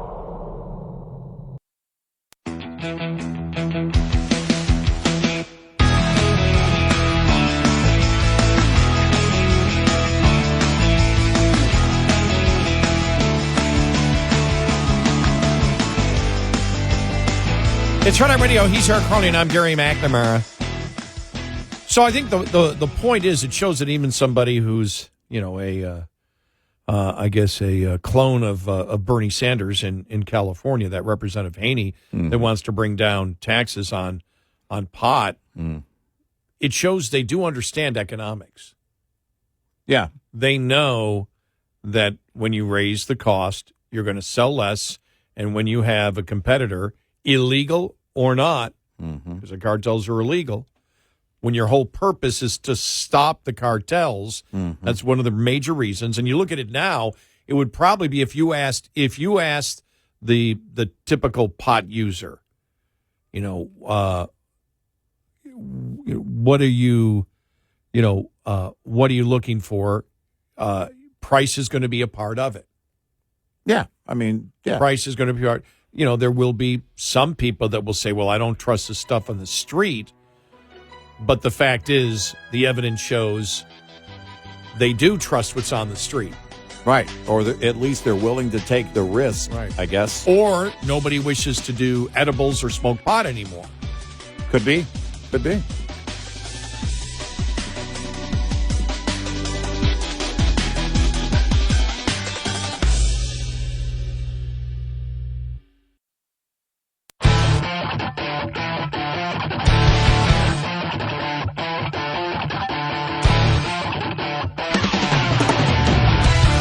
You're listening to Red Eye Radio from the Uniden America Studios. It's Red Eye Radio. He's Eric Harley, and I'm Gary McNamara. Good morning. Thanks so much for being here. But yeah, that story about pot, about the marijuana Laffer Curve, which again, I burst out laughing when I saw that one. And I knew it wasn't L-A-U-G-H, that was L-A-F-F-E-R, after Art Laffer. Yeah, because you could read. Yeah, yeah, which is the I wasn't high. They spelled Laffer wrong. Are they high? Which, of course, Art Laffer with the economic theory that to a certain point, you can cut taxes and raise more revenue. Yeah. And so when you look at the marijuana situation there, where now far left liberals who want to tax and spend everything else are saying, we got to cut taxes on pot because we're not selling as much as we want and we can't compete with the cartel. We told you so. Yeah, right. Yep. No, this isn't rocket science. No. People at times want to make, or politicians, I think, want to sell you that economics is this thing that you can't understand. Right. Don't you realize it takes the experts to figure it out? No, it isn't. Yeah. Economics is simple. We've said it for years, and it's a simple concept. Yeah. Yep. Economics, I'll never forget the economics professor in Rochester a couple of years ago. I always would state and say that economics is how people respond to incentive and disincentive. Right. And his simple thing was, economics is about how people respond to incentive. That's it. Anything else is BS. I'm paraphrasing, but that's close to what the professor of economics said. And I realized, okay, I don't need to use disincentive because incentive covers it all. Yeah. Yeah. Sure. If there's a disincentive, it's not an incentive. Right. And that's how economics runs. It's that you figure out how people respond to that. That's it. Yep. And it's, back then we pointed at it and played the audio from it, and we've in fact, recently went back to it, but the 2008 debate, ABC News, Charlie Gibson was one of the moderators. Yeah. And he brought it up with Obama. And he talked about, you want to raise taxes, but data shows that, lowering taxes can actually increase revenue, but you want to raise taxes instead. And he said, well, we're going to do it out of a sense of fairness, which basically is to say we're going to satisfy an emotion. We don't care about the numbers. And then that brings you, it made me think of the story the other day that was the billionaire, I can't remember his name. Oh, Friedberg. Yeah. Who talked about the fact that there's two types of Democrats. There's the radical left that's promoting the insanity, and then there's the so-called moderate Democrat, which they don't even know what they stand for anymore. Right. And you and I said this, for example, when it came to the Keystone XL pipeline. When Biden came out and said, nope, because of climate change, we're going to shut down the Keystone XL pipeline, and everybody cheered. And then his Secretary of Transportation, his climate change czar, that was John Kerry, and his energy secretary all said, well, if you want to stop climate change, if you want to stop the gases from going to the atmosphere, you build the pipeline. But it didn't matter. Right. Because building the pipeline was the fact that you were going to make it more efficient, cheaper, to put fossil fuels through, even though it did what you claimed your goal was. Right, which we know isn't their actual goal, but that's what they, and you can't get away from it. That was their problem. You went to their climate change czar and two members of the administration, and all three of them agreed, no, the most efficient way, the most climate-friendly way is the pipeline. And so tens of thousands of jobs were lost. Yep. They could go learn to code. Have they learned to code yet? And so you saw that, you just went, huh? Mm-hmm. Well, then what do you believe? Right. What is your belief system? Right.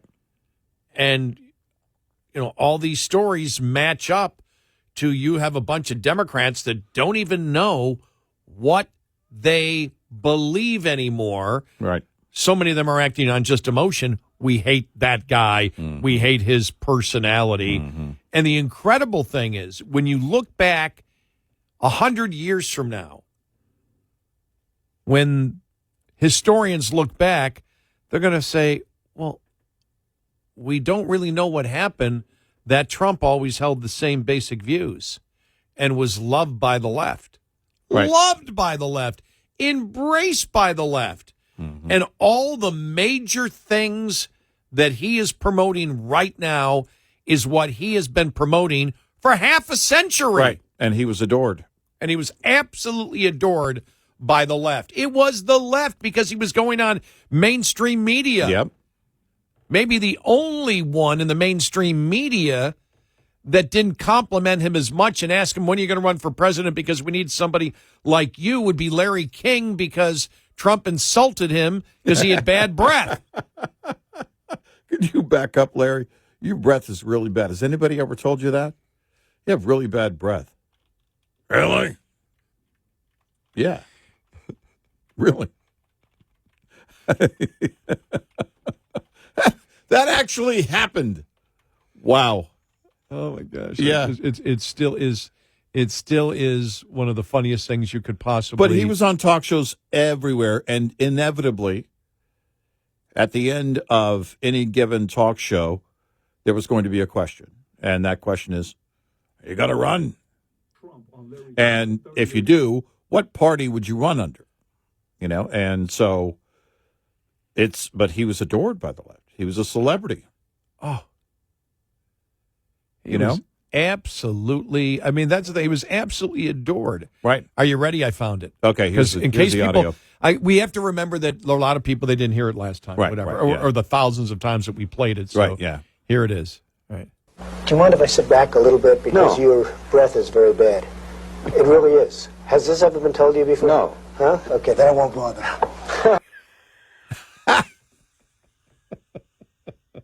Has anybody ever told you this before? And you know what it is? It's that Larry King smoked cigarettes. Oh, yeah. And he had the aura of cigarettes all around him. Right. I remember, I won't say he is because he's not around anymore, but there was a national talk show host one time that came into my studio and he smoked. Mm-hmm. And he was sitting, it was in, you remember, the old WBAP studios, the ones in Arlington. Mm-hmm. Remember how big, in the studio, how big that was? Oh, yeah. Where Yeah, if yeah. somebody was sitting, if you were interviewing somebody, they come in for an interview, they were 10 feet away from you. Mm-hmm. They were on the other side of that table. Mm-hmm. And I'll never forget, I was thinking of Pigpen from Peanuts, from Charlie Brown. Mm-hmm. Because there was like an aura of stench around this well-known, nationally syndicated talk show host who was happening, to be... No, I said he died. It was not Rush, just so people know. Right, yeah. Because Rush, I just realized Rush smoked cigarettes at one time. Oh, yeah. This is way after Rush had quit. Right. Smoking. So, no, it was not Rush. But he just... Oh, my. And then he would get up, we'd take a quick break, and he would... Remember, we were like on the 5th and 6th floor, and I think he also snuck in. Remember in the fire emergency exit that it was constantly, don't smoke in there. Oh, yeah. I think that's a big deal. I think it's where he went to smoke. Yeah, in the stairwell. Yeah, in the stairwell there. So yeah, the old building. And he come back, it was like, oh, God, hope this interview doesn't last too much longer. I'm dying in here. Yeah. And I think that's what happened with Trump. But the smile on Trump's face. Because you're interviewing someone and they say, hey, it's your show. Mm-hmm. And you're a guest. Right. It's you're Larry in their King. house. You're in their house, and you go, by the way, can I move back because you stink? Yeah. Anybody ever told you that? Anybody ever tell you stink? Because they should. Oh, my God. Breath is horrible. I don't even know where we were now in the discussion. But think about I've it. lost my train Trump, of thought. Trump doesn't smoke. He doesn't drink. No. So his sense of smell is like spot on. Oh, yeah. And if you're a smoker, you don't smell that about yourself as bad as someone else who doesn't smoke who's around you. So there's no doubt. And probably coffee. Coffee's breath is horrible. You combine that with coffee cigarette breath.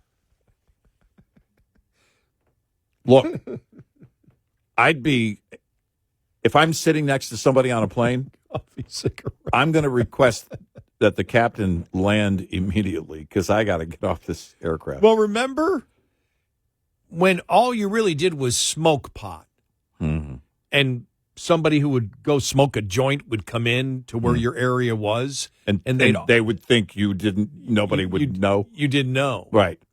And then when you sort of figured it out, they would put on tons of cologne and you could still smell it. Yeah. Or what was the thing? But the key was you had cologne on. Yeah. There was something else, too. It wasn't cologne. There was something else. Because cologne became too obvious. There was something else, though, that they would use. I forget what it was. Well, what it was, even if they used mouthwash or whatever, it was on. They were smoking joints, so it was on their fingers. You could smell it on their. You could be 10 feet away, and you're smoking weed. Then you got the roach clip. The roach clip. Then the extendable roach clip. Or the power hitter. Remember the power hitter? Oh, yeah. Or all the people saying, hey, you could smoke it out of an apple. Listen. If you're so desperate for apparatus. You know what I mean? Well, it's because... Why bring an apple into this? Because it's the taxes on the pot. We went full circle. See? Because they'd be saying, why do I need to spend money on ceramic apparatus?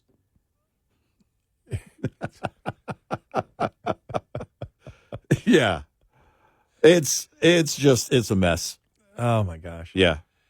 So anyway, they should roll taxes back on it. Yeah, that was the entire point of the entire article. point. Yeah. To open up the door here, we're not engaging in that during this show. There are no THC products or in this alcohol. Studio.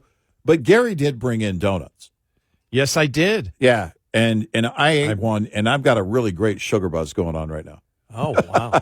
I did. I saw the donuts in there. Because we've been talking about it. We've just been having this silly conversation off the air about donuts. Another tenant in the building would often leave donuts in the break room, leftover donuts. Yeah. And they haven't done that in a while, and we're filing to get them evicted. But it's so Yeah. we've been joking about it, and then it's funny. You actually bought some at the store, and I stopped at the store on the way in earlier in the day yesterday. I stopped at the store just moments before the show to get some things at a convenience store. They also have a little Krispy Kreme display, and I was going to get some. That would have been, we would have been wasted on sugar. People wondering, what do these guys talk about off the air? Exactly. Donuts. Yeah. Well, the guys are talking about alcohol and pot and all these other drugs. Are you guys addicted? Yes. Donuts. Yeah, exactly. I don't need anything else. I got the donuts. 866-90-RED-EYE. Get in touch with Red Eye Radio, toll free at 866-90-RED-EYE.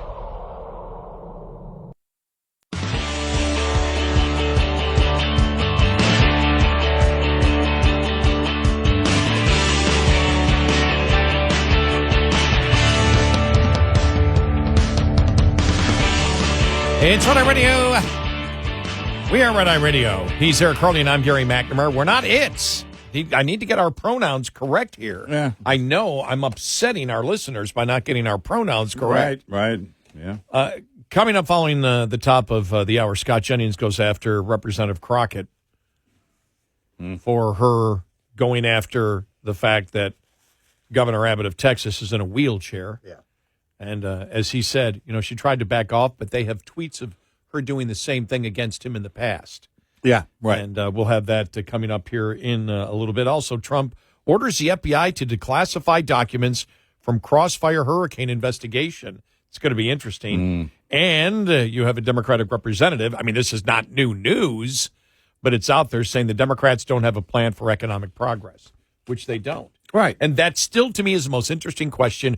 Where are the Democrats going in the next decect? Well, what do they do? How are they going to roll Yeah. things back? I mean, we talked about people in California, pot proponents wanting them to roll taxes back. That's not going to happen. On their agenda, what are they going to roll back? They're not going to roll anything back. Not in our lifetime. I'm convinced.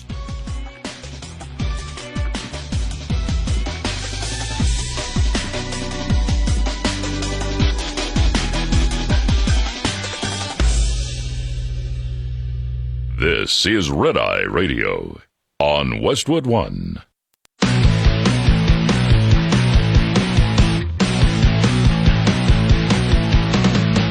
Now, it's Red Eye Radio. Gary McNamara and Eric Harley talk about everything from politics to social issues and news of the day. Whether you're up late or you're just starting your day, welcome to the show. From the Uniden America Studios, this is Red Eye Radio. All across the USA, we are Red Eye Radio. I'm Gary McNamara. He's Eric Harley.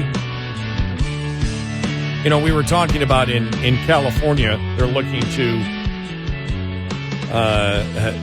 not increase taxes on pot because the cartels are winning in that competition. Right. And so you and I were just talking about that a little bit, and it just reminded me of a story I saw yesterday in the New York Post. Happened a couple days ago, but apparently the mother's doing interviews. That 28-year-old who she says died from a caffeine overdose. And when I saw it yesterday, I thought the story just happened. Apparently this happened in 21, but the mother's talking about it. A fitness and caffeine enthusiast died at the age of 28 from a heart attack. Wow. Her devastated mother believes energy drinks are to blame. Florida teacher Katie Donnell was committed to a healthy lifestyle, even as she often drank 3 energy drinks a day and took a caffeine supplement before hitting the gym. At 28, you just don't see people dropping dead from a heart attack. Her mother recently said in an interview she was a workout queen. She ate real clean. She ate organic food. She was the epitome of health other than having energy drinks. Her mother claimed the daughter did not have health issues apart from real bad anxiety. She had horrible anxiety and went to several doctors. I don't think it was really anxiety. I think it was her abuse of caffeine and energy drinks. Donna was spending time with friends in August of 21 when she suddenly fell to the ground and her eyes rolled back to the back of her head. Her pals initially mistook the episode as a stroke. They called an ambulance, but it was too late. She was without oxygen for too long. It caused brain damage. They worked on her for 3 hours. She never woke up. After 10 days in a medically induced coma, her seizures worsened. The family had to make the heartbreaking decision to take her off of life support back in 2021. Doctors said they see this happen a lot with people that do a lot of pre-workout or energy drinks, but they wouldn't give the cause of death to that. I know for a fact that was what was wrong with her. It's unclear the brand or type of energy drinks. While rare, others have died of caffeine overdoses. In 2018, a 21-year-old Australian musician died of caffeine toxicity after adding a teaspoon of caffeine powder to a protein shake. While she ultimately survived, 20-year-old Jasmine Garza was left on life support last year after having just a few sips of her energy drink. Recent reports that consuming over 400 milligrams of caffeine a day can increase the risk of cardiovascular disease in otherwise healthy people. For most adults, up to 400 milligrams of caffeine per day is considered safe. So, let me see, 4 small cups of brewed coffee, 90 to 100 milligrams each. Yeah, So, if you have, I think it's like, I thought it was like around 80. I thought 80 or 90, but.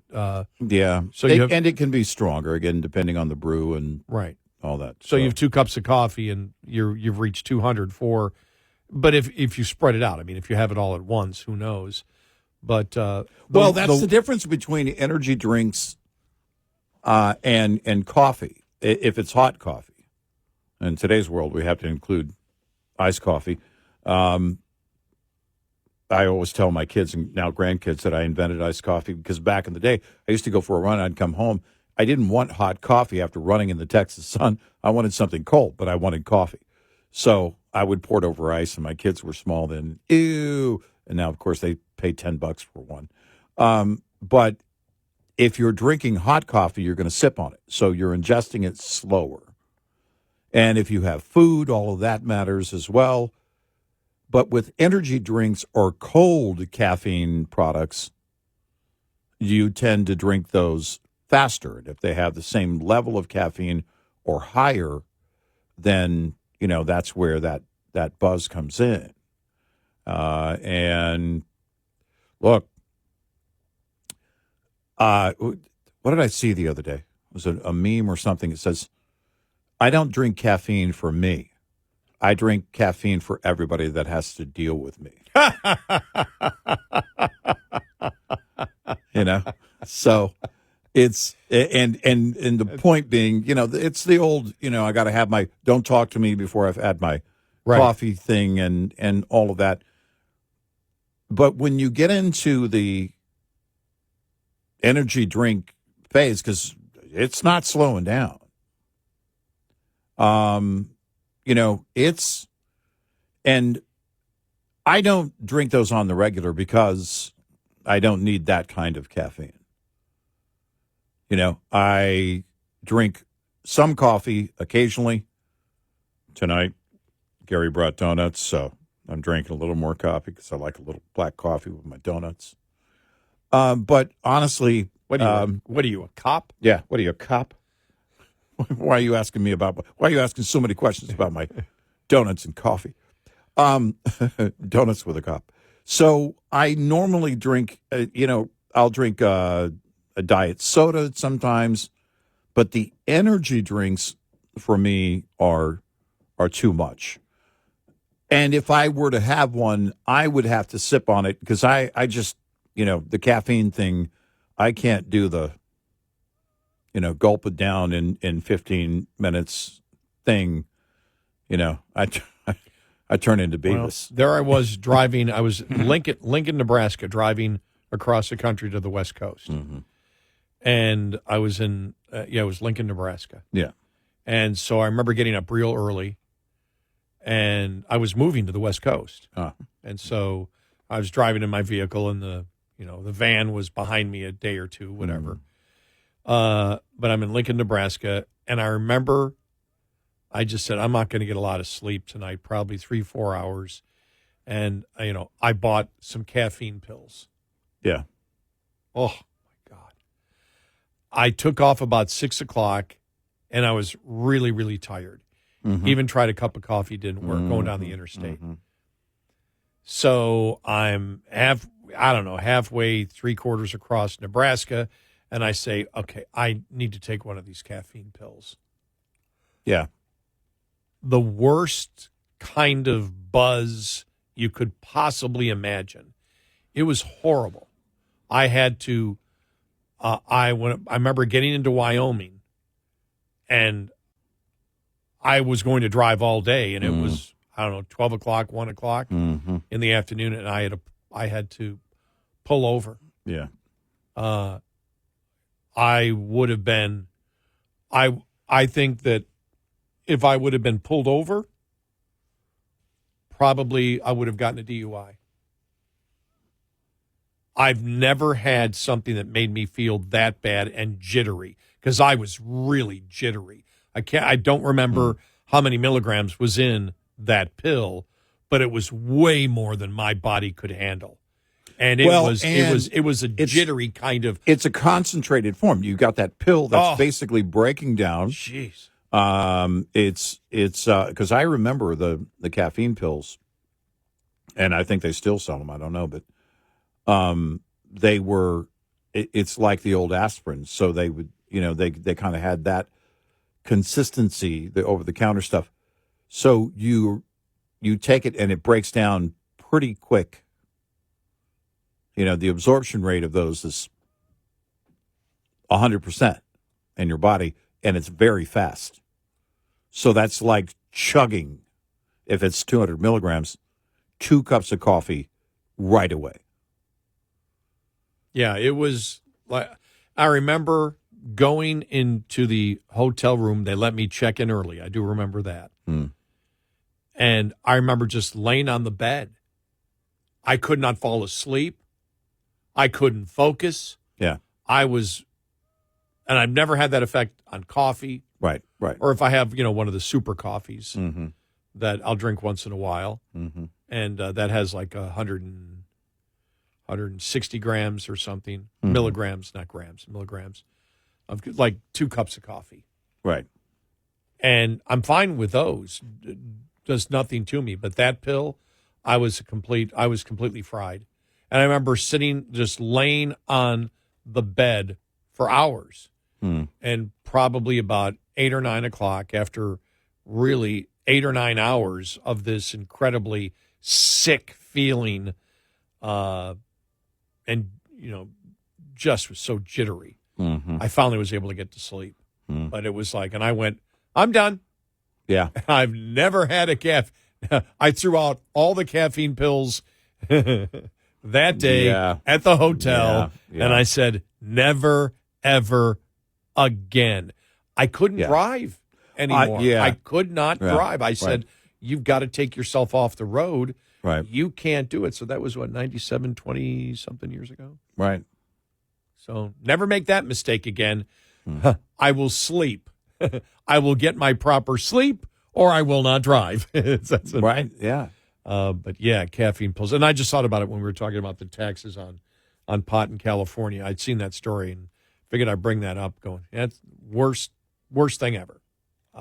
So I'm fine with regular amounts of caffeine, but there gets to a point if it's in that concentrated form. We've heard this complaint. There was a story about one of the restaurant companies having this like supercharged lemonade, and it was Panera Bread Company, and the claim was there were people that were, in fact, one person. The claim was the person didn't know, wasn't aware that there was so much caffeine in that product, and apparently got a couple of refills or something. It's in a caffeinated world, right? Where it's like, oh no, everybody takes in caffeine. Well, not everybody does, and if they do, they don't always. Again, it's not always the latest and greatest or whatever it might be on energy drinks. I have a special needs daughter, and she came home. She had been hanging out with a couple of family members, and they were at a store, and she got to pick out her drink. And she came home with an energy drink, and she didn't realize it was an energy drink. Now, she'll have coffee, but these energy drinks, again, if you're going to drink it like a soda, if you're going to drink it faster, all right. And so I told her, and I said, look, that's an energy drink. The can looks cool, but that's an energy drink. And so drink it slowly like you would, sip on it like coffee. And, you just have to manage that. For me, some people have no problem with caffeine.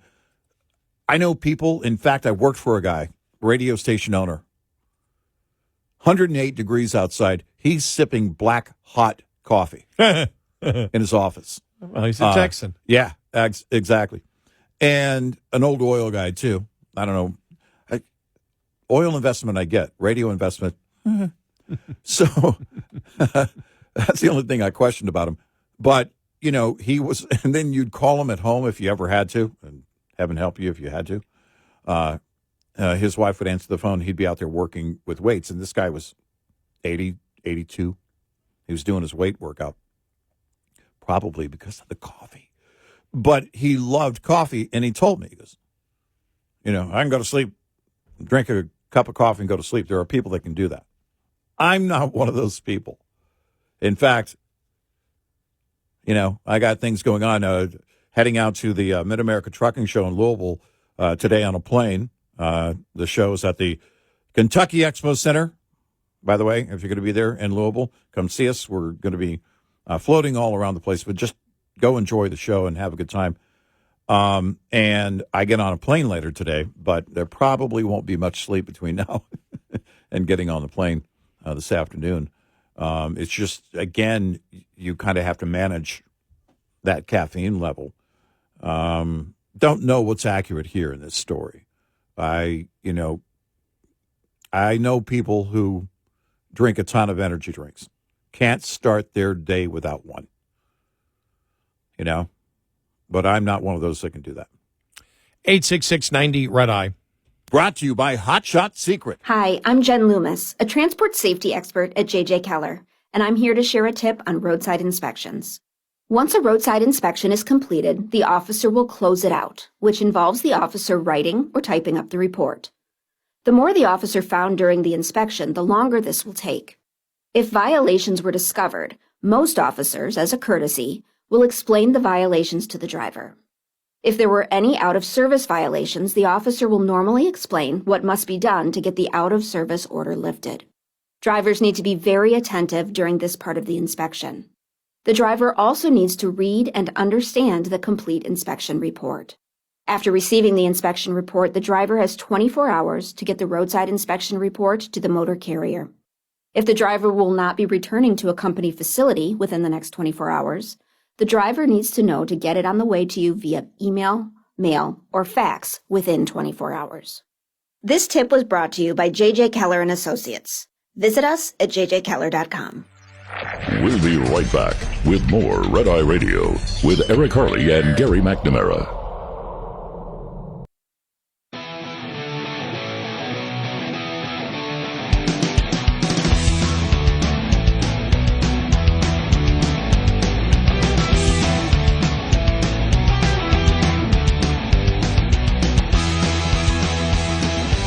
We are Red Eye Radio. He is Eric Harley, and I'm Gary McNamara. Coming up on the bottom of the hour, Minnesota Governor Tim Walz and Beto. Beto is back. Okay. They're hosting a town hall near Houston this week. All right. I think it's tomorrow. I think it's tomorrow. Yeah. I saw the picture of both of them, and I went, oh, my God, they just don't get it. They just don't get it. Speaking of don't get it, yeah, let's play the audio again from Representative Crockett. Okay. This is like almost when I was like in Top 40 radio. I keep getting people, could you play that again? Could you play that again? Could you play that again? Like it's a hit song. No, I mean, it's again, we got a couple of really strong audio cuts, contenders for audio cuts of the week. Yeah. Could be several audio cuts of the week, the way the week's going. But here's Representative Jasmine Crockett going after Governor Greg Abbott of the state of Texas. And because we in these hot-ass Texas streets, honey, y'all know we got Governor Hot Wheels down there. Come on now. And the only thing hot about him is that he is a hot-ass mess, honey. So, it's interesting because we played it earlier, how she has changed how the way she talks, her accent, and everything over the last year. I mean, it's completely changed. Right. She's a completely different person. It's almost as if she's two personalities. Yeah. And this is performance art at its worst. Yeah, it is. As, you know, we have stated over and over again. Let us go to Scott Jennings. Okay. Do I have time? Yeah, I got time. This is Scott Jennings talking about it on CNN last night. Here we go. Yeah, and she tried to walk it back and obviously forgot about her previous commentary using that exact same insult. I don't know how the Democrats came to appoint Jasmine Crockett as the unquestioned leader of your party, but thank God. And I think what she should do is go on TV twice as much as she is right now, maybe 3 times as much, because every time she appears and makes one of these mistakes, says something radical, it only further divides her party from the rest of the other 80% of America who can't stand this.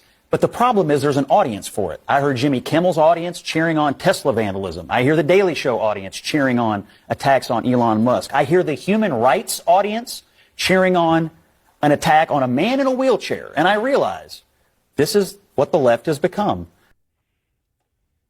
It's who they've been for a while. Yeah, it's going after Governor Abbott, for people who don't know it, was paralyzed in a horrible accident back in 1984. And so he's in a wheelchair, and she referred to him as Hot Wheels and then said, that's not what I meant. But Scott Jennings made sure that they posted on CNN what she has written about him before. Yeah. Which is the same thing. Right. Yep. That's who they are and have been for a while.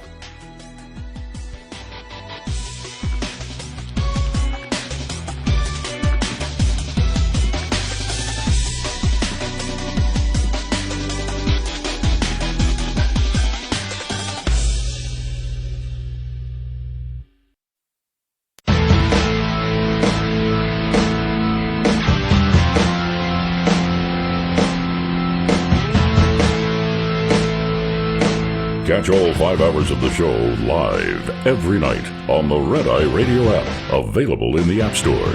Red Eye Radio.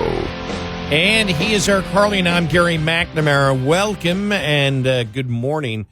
Download our Red Eye Radio app today, and you can listen when and where you choose. All right, so Scott Jennings on, the whole thing of Representative Crockett. Yes, just so everybody knows, again, that is my representative in Congress is Jasmine Crockett by 3 blocks, 1,000 feet.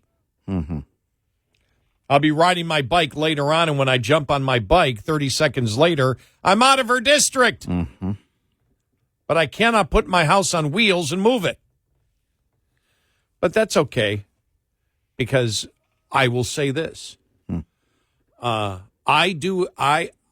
I have the most entertaining member of Congress right now as my representative. Well, that's true.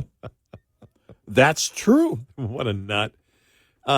And as we played earlier, she's changed her accent, her presentation, like she's a completely different person who is trying to. It seems like trying too hard to be legitimized as a person of the hood.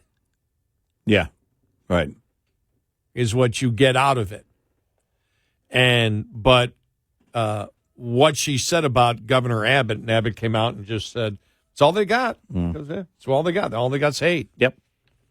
Haven't seen Abbott in a while, but knowing him as I did a long time ago, he probably went, you got to be kidding me. She's doing this again? Man, are the Democrats ever self-destructing? And then he came out and said, it's completely and totally unacceptable, but that's who the Democratic Party is. That's who they are. And when Scott Jennings said it, she has become. She, and then Bernie, and AOC, and you can throw in Rosie O'Donnell because she was so prominent over the last couple of days. They are the Democratic Party to the American people. Oh, yeah. And Democrats yesterday had to be furious.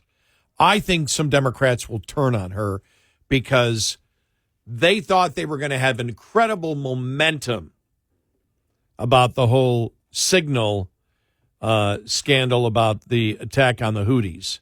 Right. They just thought we've got the they never did. Again, it's a problem for Republicans, but in no way is it fatal. But then by the time you got, was it noon, 1 o'clock yesterday? It was gone. Everything on social media was on Jasmine Crockett insulting the governor of Texas who was in a wheelchair. Yeah. And it just, when I really first saw it, I said, this might be AI. Yeah. There's no way with the stupid things that she has said over the last couple of days that she could take it another step lower. Yet. And she did. Here we are. Which just increases my fascination because I agree with Scott Jennings. Is what she said right? No, it's not right. Should she continue saying exactly what she believes? Absolutely. Oh, yeah. Abso-freaking-lutely.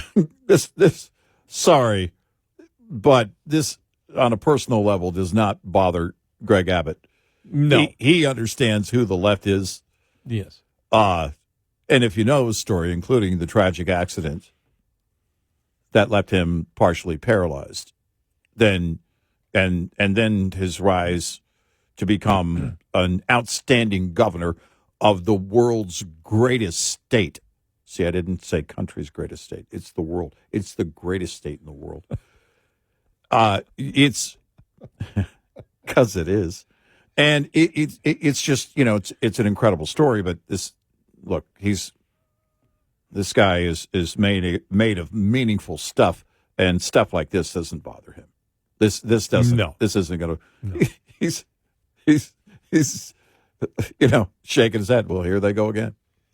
They go again. I can see him either hearing it or being told about it. Yeah. And I can see the smile on his face. Yeah, exactly. Like, are you kidding me? Really? You really did that? Yep.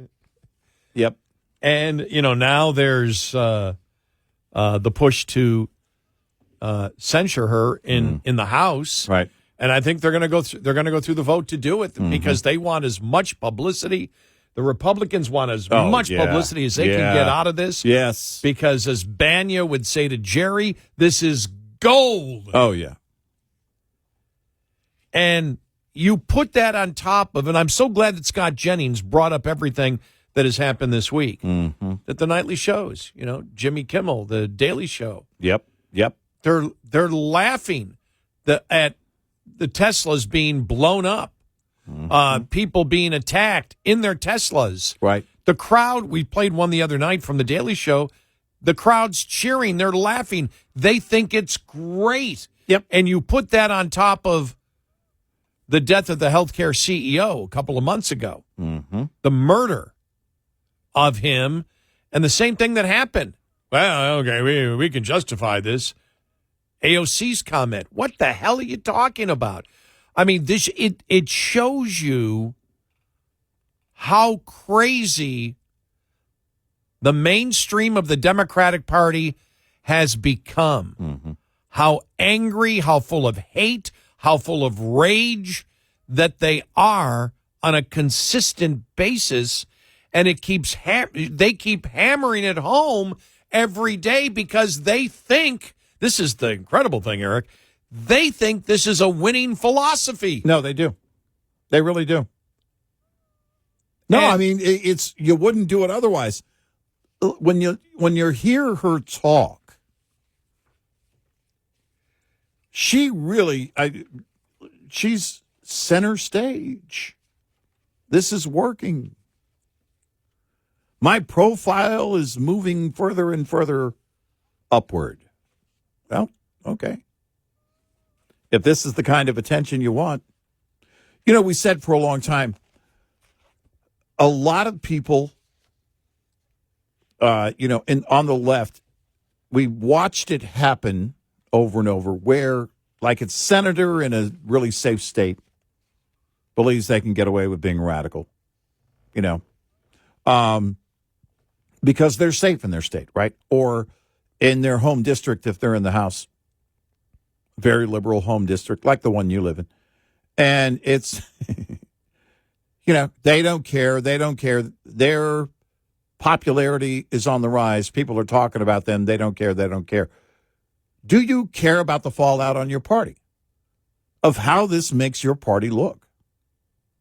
Clearly not. They don't. Because this does create fallout for the left. You're looking at this and you're just shaking your head. You and I aren't quick to defend, in fact, have never, I don't think, defended someone like a Chuck Schumer. You look at a continuing resolution, and as long as Chuck's been around, he's got to be looking around the room going, really?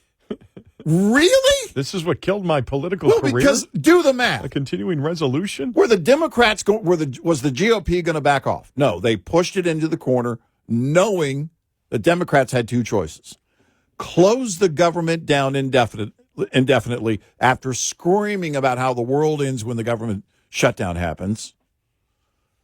Or just say, you know what, we're going to go through with it. Now, again, he laid the cheese on the burger way too soon when he said, no, we're not going to do this. We're not going to do this. 24 hours later, we're going to vote for it because I'm not going to hand a victory to Trump. Well, you don't even know there's his problem.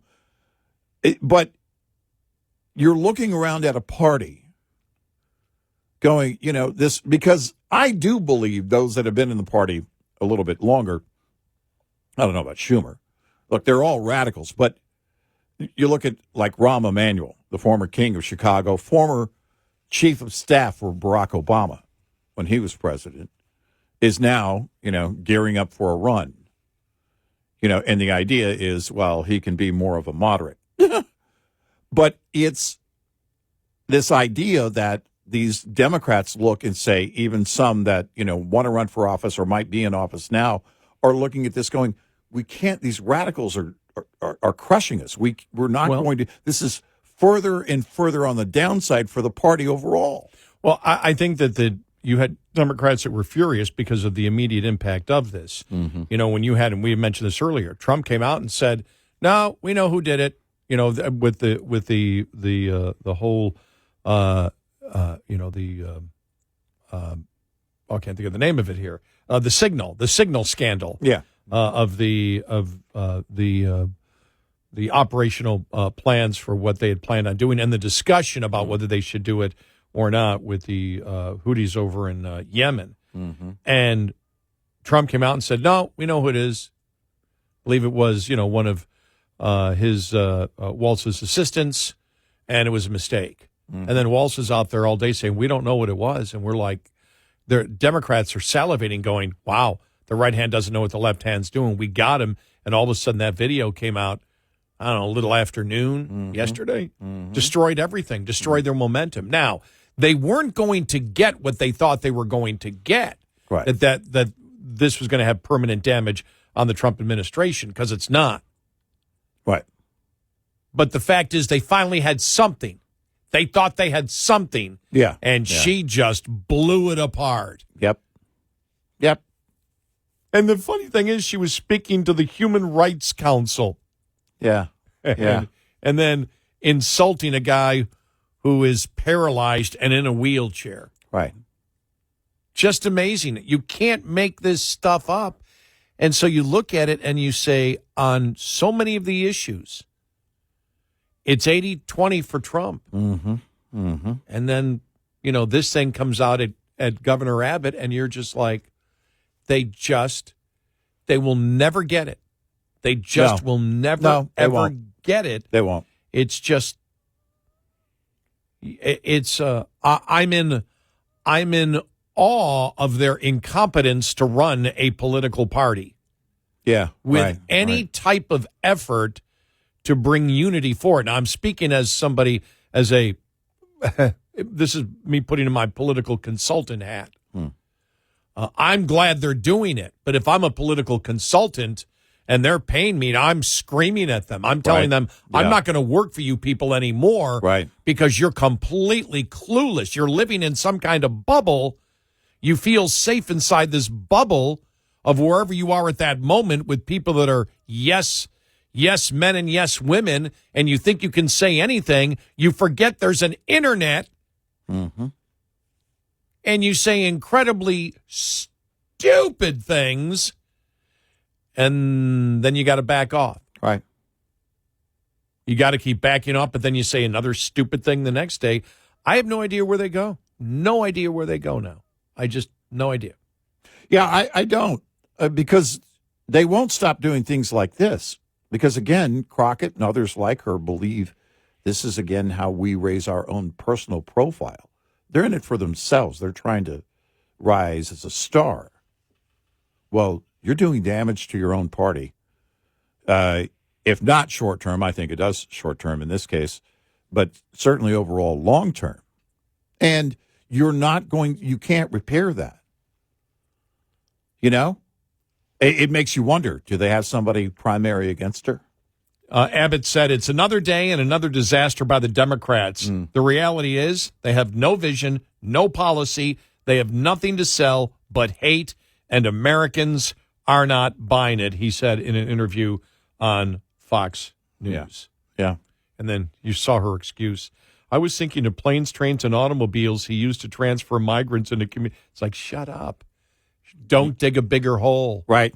Because they just say you're sorry and move on. I don't believe she's sorry. No, she's not. She meant it. No, she's not sorry. She meant it, and she knew what she was saying. They had her on a tweet. Republicans found a tweet before where she mentioned him on wheels. Yeah. Clearly, all of it's a reference to him being in a wheelchair and mocking somebody who was paralyzed in a horrendous accident. Right. And everybody knows it. Yep. God, it's so bad. 866-90 Red Eye. Coming up, more with Gary McNamara and Eric Harley. It's Red Eye Radio.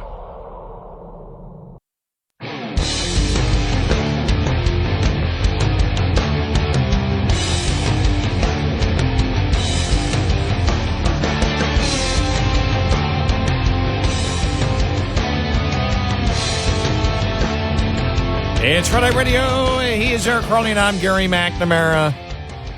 Download our Red Eye Radio app today, our newly updated Red Eye Radio app, because the show ends in an hour. Yep, ends in 1 hour. For the day. Yeah, after the show is over, for the day. For the day. It becomes our podcast. So if you didn't catch all 5 hours, you can do that during the day or anytime. Right. With our Red Eye Radio app. And if you cannot listen to one of our great radio stations overnight for some reason, we stream all 5 hours on our Red Eye Radio app. Mm-hmm. So there you go. Yeah. And thank you for everyone who listens on our great radio stations or on the app. Yep.